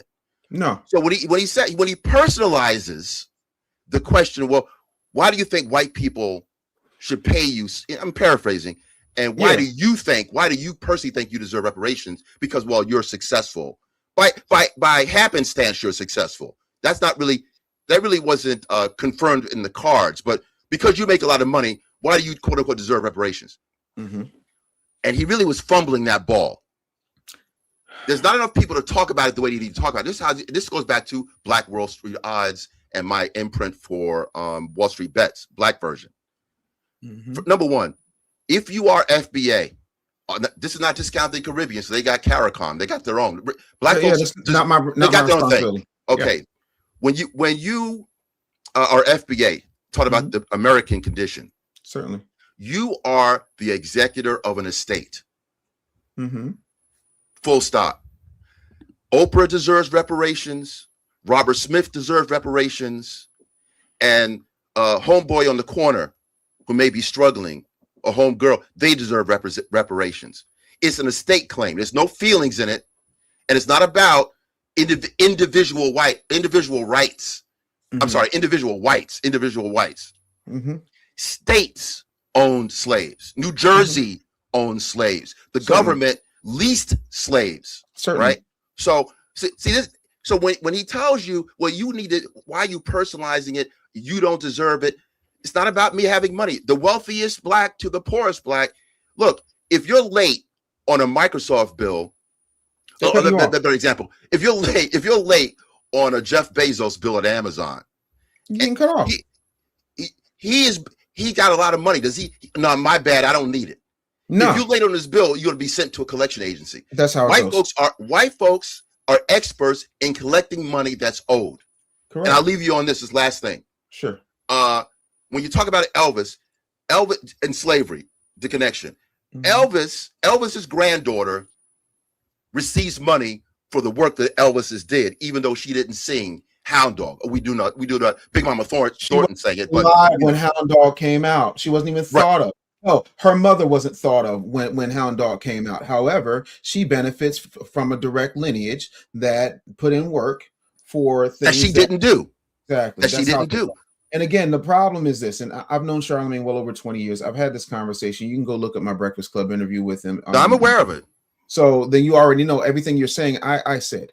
So for me, it's more of, I had a friend named Julia here, God rest her soul. And she said, the problem with Black people ain't Black leaders. It's leading Blacks. And we have Blacks that are leading Black people to places that we have absolutely no business being. And until such time as we start handling our business the way that we need to handle our business, that's why I wrote the Real Black Agenda. The reason that I have not had a record deal since in 30 years isn't because I didn't want one. It's because I know what comes with it. I've turned down several record deals, but I decided to just make my music one, because I wanted to give foundational Black Americans something that they could actually bump and be proud of and still have the message. You know what I'm saying? And secondly, you know, I'm one of those people. I'm hyper fixated on things, and I like to be creative, and that's why I did what I did. That's why I'm going to continue. I'm never going to stop making music ever again. But when it comes to Bill Maher, to Mika's point, you can read that. You understand what I'm saying to you? Oh yeah, of course. So But you know, Bill Maher is going to do what Bill Maher do, and you also have to remember the difference between me and my good friend Leonard is that nobody can say that they're my boss. No one can say that they own me. No one can say that they have paid me and put me under contract since 2011 when I retired from that.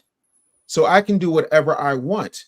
And that is the difference. The problem is if I wanted to ascend to a certain level without the support of my people, which is why it takes me so long. That's why people are like, man, where you been? How come ain't nobody else talking like this? I've been here since 1987. The problem is y'all ain't want me. Y'all want a Pookie in them. So now it's stepdaddy season, and y'all see that he's a good man, Savannah. And now here y'all come. Respectfully, happy to have you. Welcome to the party. But I've been here since Reagan was in office. It's just that I don't have the backing of that situation. And you know, let's just say on an alternate path and on an alternate universe, it could be that certain streaming platforms did not understand that podcasting is not something that people are going to pay $30 a month to see, and they might want to stick to movies, because I think that bubble is about to pop. Respectfully, I could be wrong, but I don't think that I am. Can I throw out another financial point to you Mm-hmm. to show you how I'm serious about this? Things we do passively. A few weeks ago, you might remember that Eddie Murphy received some kind of award, right? Yes. Some kind of film award, Lifetime and he deserves Achievement it. Award. Yes. Right, exactly. And Dave Chappelle, his friend, shouted him out at the podium. He said, "Hey, listen, man, I was fortunate enough to work with your brother Charlie Murphy, and I want you to take over his parts if we reboot the Dave Chappelle show." Now, it sounds great. I'm up for it, but this is the problem. Will Ferrell, the great Will Ferrell, funny man. Yes. We didn't think. I was shocked to see 15 years ago he came up with Funny or Die. Yes. Funny or Die was a valuation of $300 million.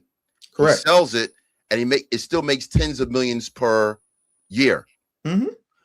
Dave, why don't we have a Black Funny or Die to house a Dave Chappelle, to house the streamers like Kai Cenat and Drewski, who made like 100 million views when he was pretending to be Erica Kirk? You see what I'm saying? We're not thinking right. So when he says, hold on, time out. Two things. First of all, Kai Cenat, not foundational. I don't know what Drewski is, but I love the examples. I just want to because I gotta get this point out. We have it. Y'all niggas don't want it. What do you think Kevin Hart did with LOL? What do you think Nick Cannon's been trying to do with Incredible? Y'all don't want it.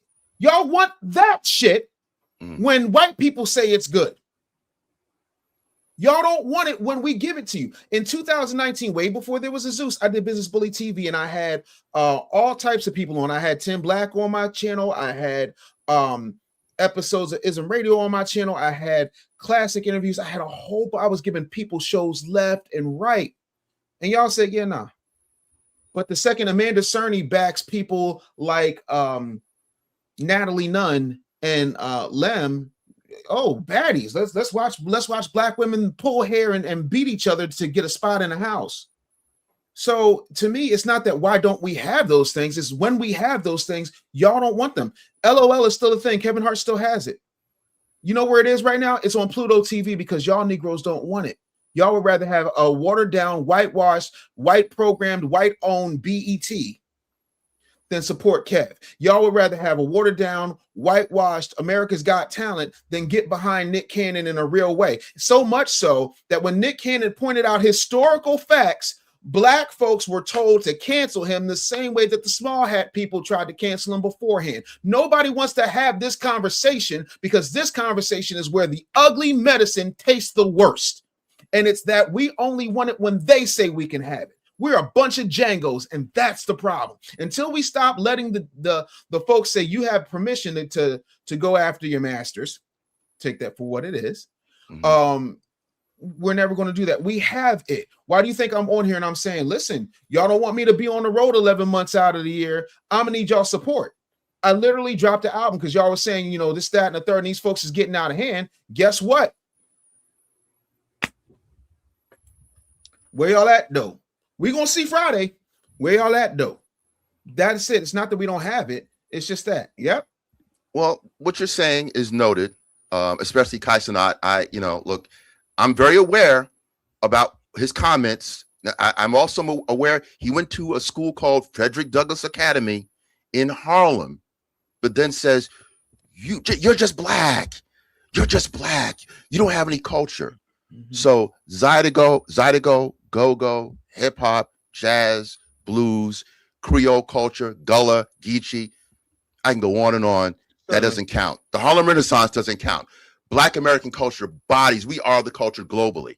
So I'm really tired of having to explain this. When I see Japanese people doing the moonwalk, or I see someone doing the moonwalk in the middle of Ukraine somewhere, and we can't take credit for that. But I mean, I don't want to take up too much of your time. Good. Listen, I just want to leave you on this note because I'm really serious about this Black Wall Street odds thing. If we can clamor around the Shade Room, which I think was valued also around $300 million by a non-foundational Black American. Tether, Shade Room, Media Taker, all this is Tether stuff. And it's Tether stuff. That's why it gets promoted. And y'all keep going there. The thing of it is, Negroes want mess. They don't want empowerment. It is very hard. Look, again, all I'm saying, I mean, I do great numbers, and I'm not complaining about where we are, especially because we're still in our infancy. But let's keep it a buck. Am I doing Corey Holcomb numbers? No. You understand what I'm saying? Because I'm not drinking the Kool-Aid. Well, look, everything doesn't have to hit 1,000. No, as long as you're able to, that's one thing we have a habit of doing is that if it doesn't do gangbusters, if it's short of being like a global hit, but still being solvent, we discard it.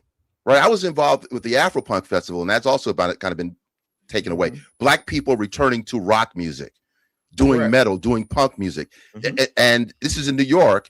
And this was the second most visited festival in New York, where you see Black folks, the type of Black people you don't normally see. You don't think you see such a thing as Black skaters, Black rockers. They exist, and yet we think that hip hop is the only thing going. We are entitled to have a multiple expressions like everyone else. Correct. Everyone else. I'm part of the Blurred thing. The whole, like you said, the Blurred thing is its own universe. Certainly it is. That makes money. I've interviewed quite a few people. I've also had my own show. I interviewed people from Maceo Parker to Prince's Andre Simone, his best friend. I've interviewed the late Marva Collins. I've done quite a bit just on my own little thing. But what I'm telling you is, I have to do this, right? It's a tick with me. So because it doesn't make any sense. It doesn't make any sense that a group of white corporate, traders can get together and push AMC and push GameStop.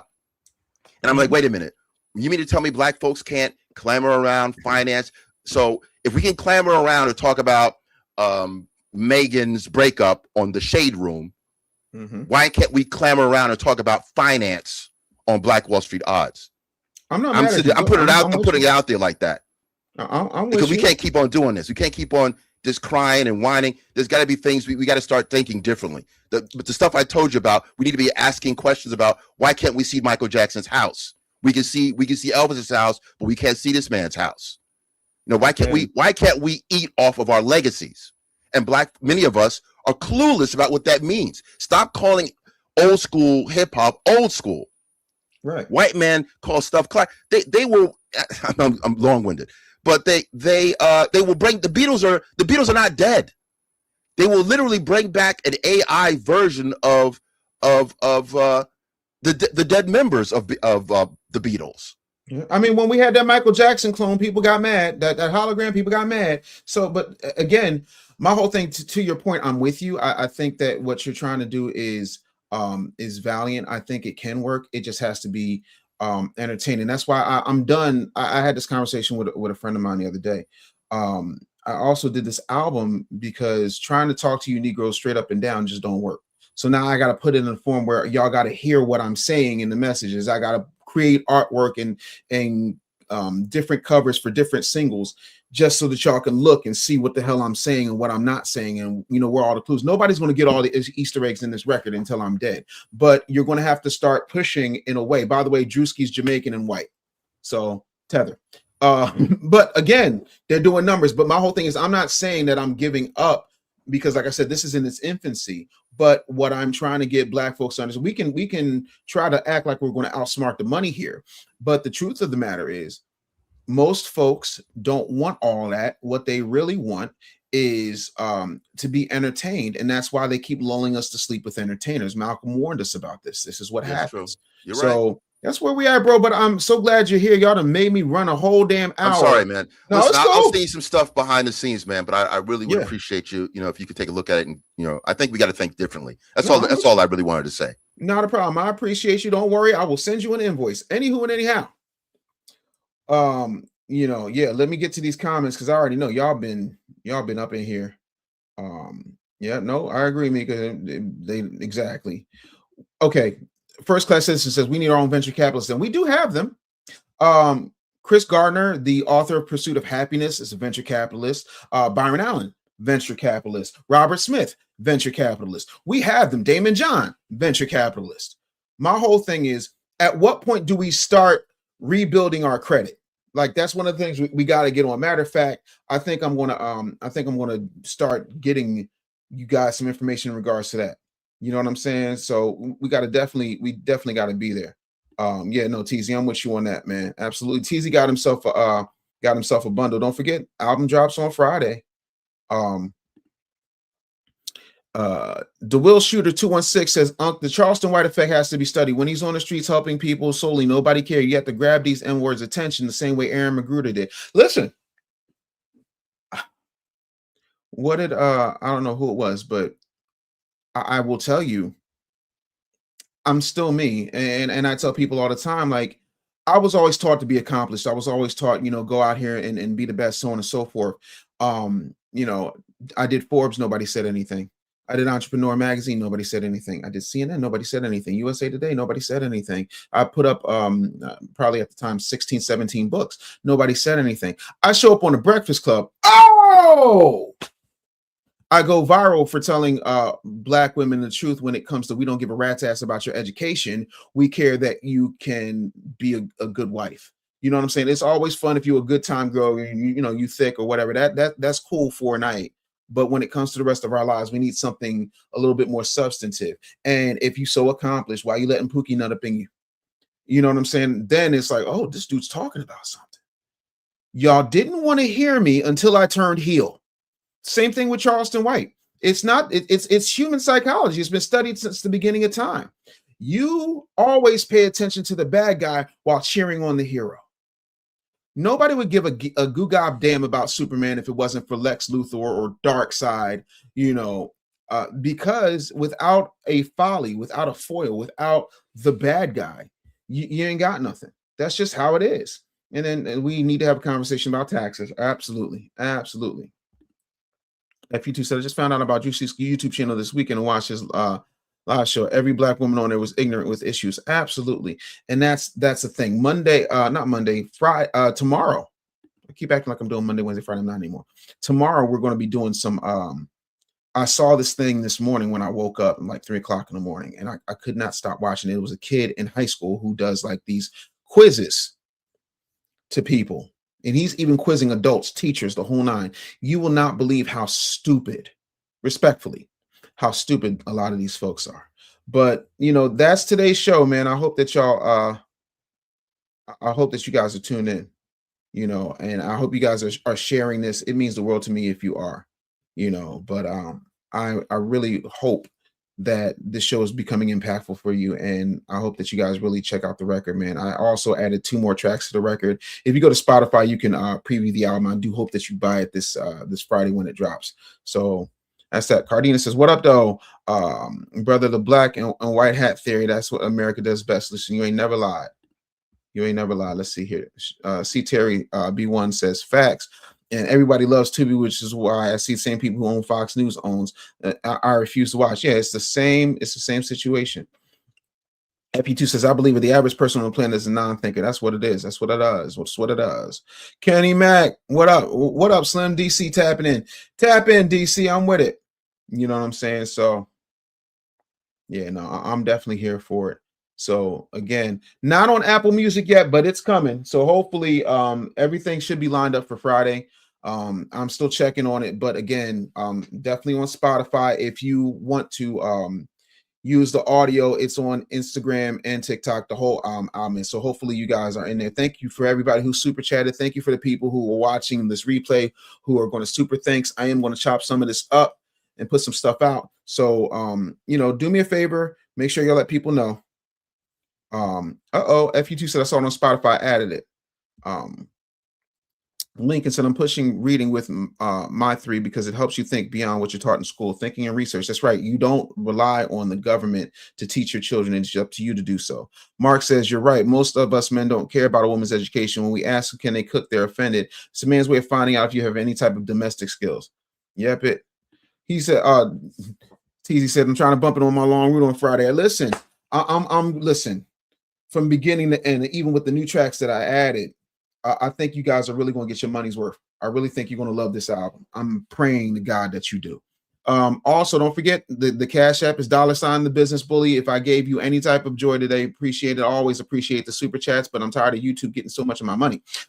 But I'm happy to have them. But yeah, let's get them likes up. I appreciate that. I need y'all to subscribe. I need y'all to be here. Thank you so much, Art. Thank you so much. I really appreciate it. I'm doing my best to make sure I bring y'all a great show tomorrow. And we're gonna have a good time. Open your eyes. Can you play the harmonica or the banjo? No, I cannot. Media takeout. Yep, tethers always, and that's what they do. FU2 says, I like women as a brain. I'm terrified of having a kid with a woman that doesn't read. Listen, never gonna happen. Yeah. Byron tried to say the so-called Black News Channel, and they turned it into the Griot TV, and that failed also because it has this. It has the whack juice on it. That's when you. That's what happens. But listen, I gotta run. That's my 1 o'clock. I love y'all. I'll see y'all next time. Peace.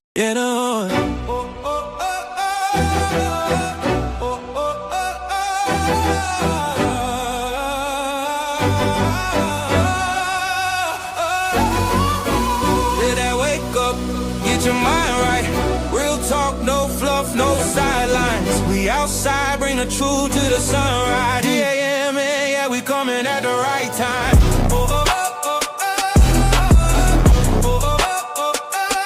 Dave Anderson, morning news. Like Hook Media, morning media just got dangerous.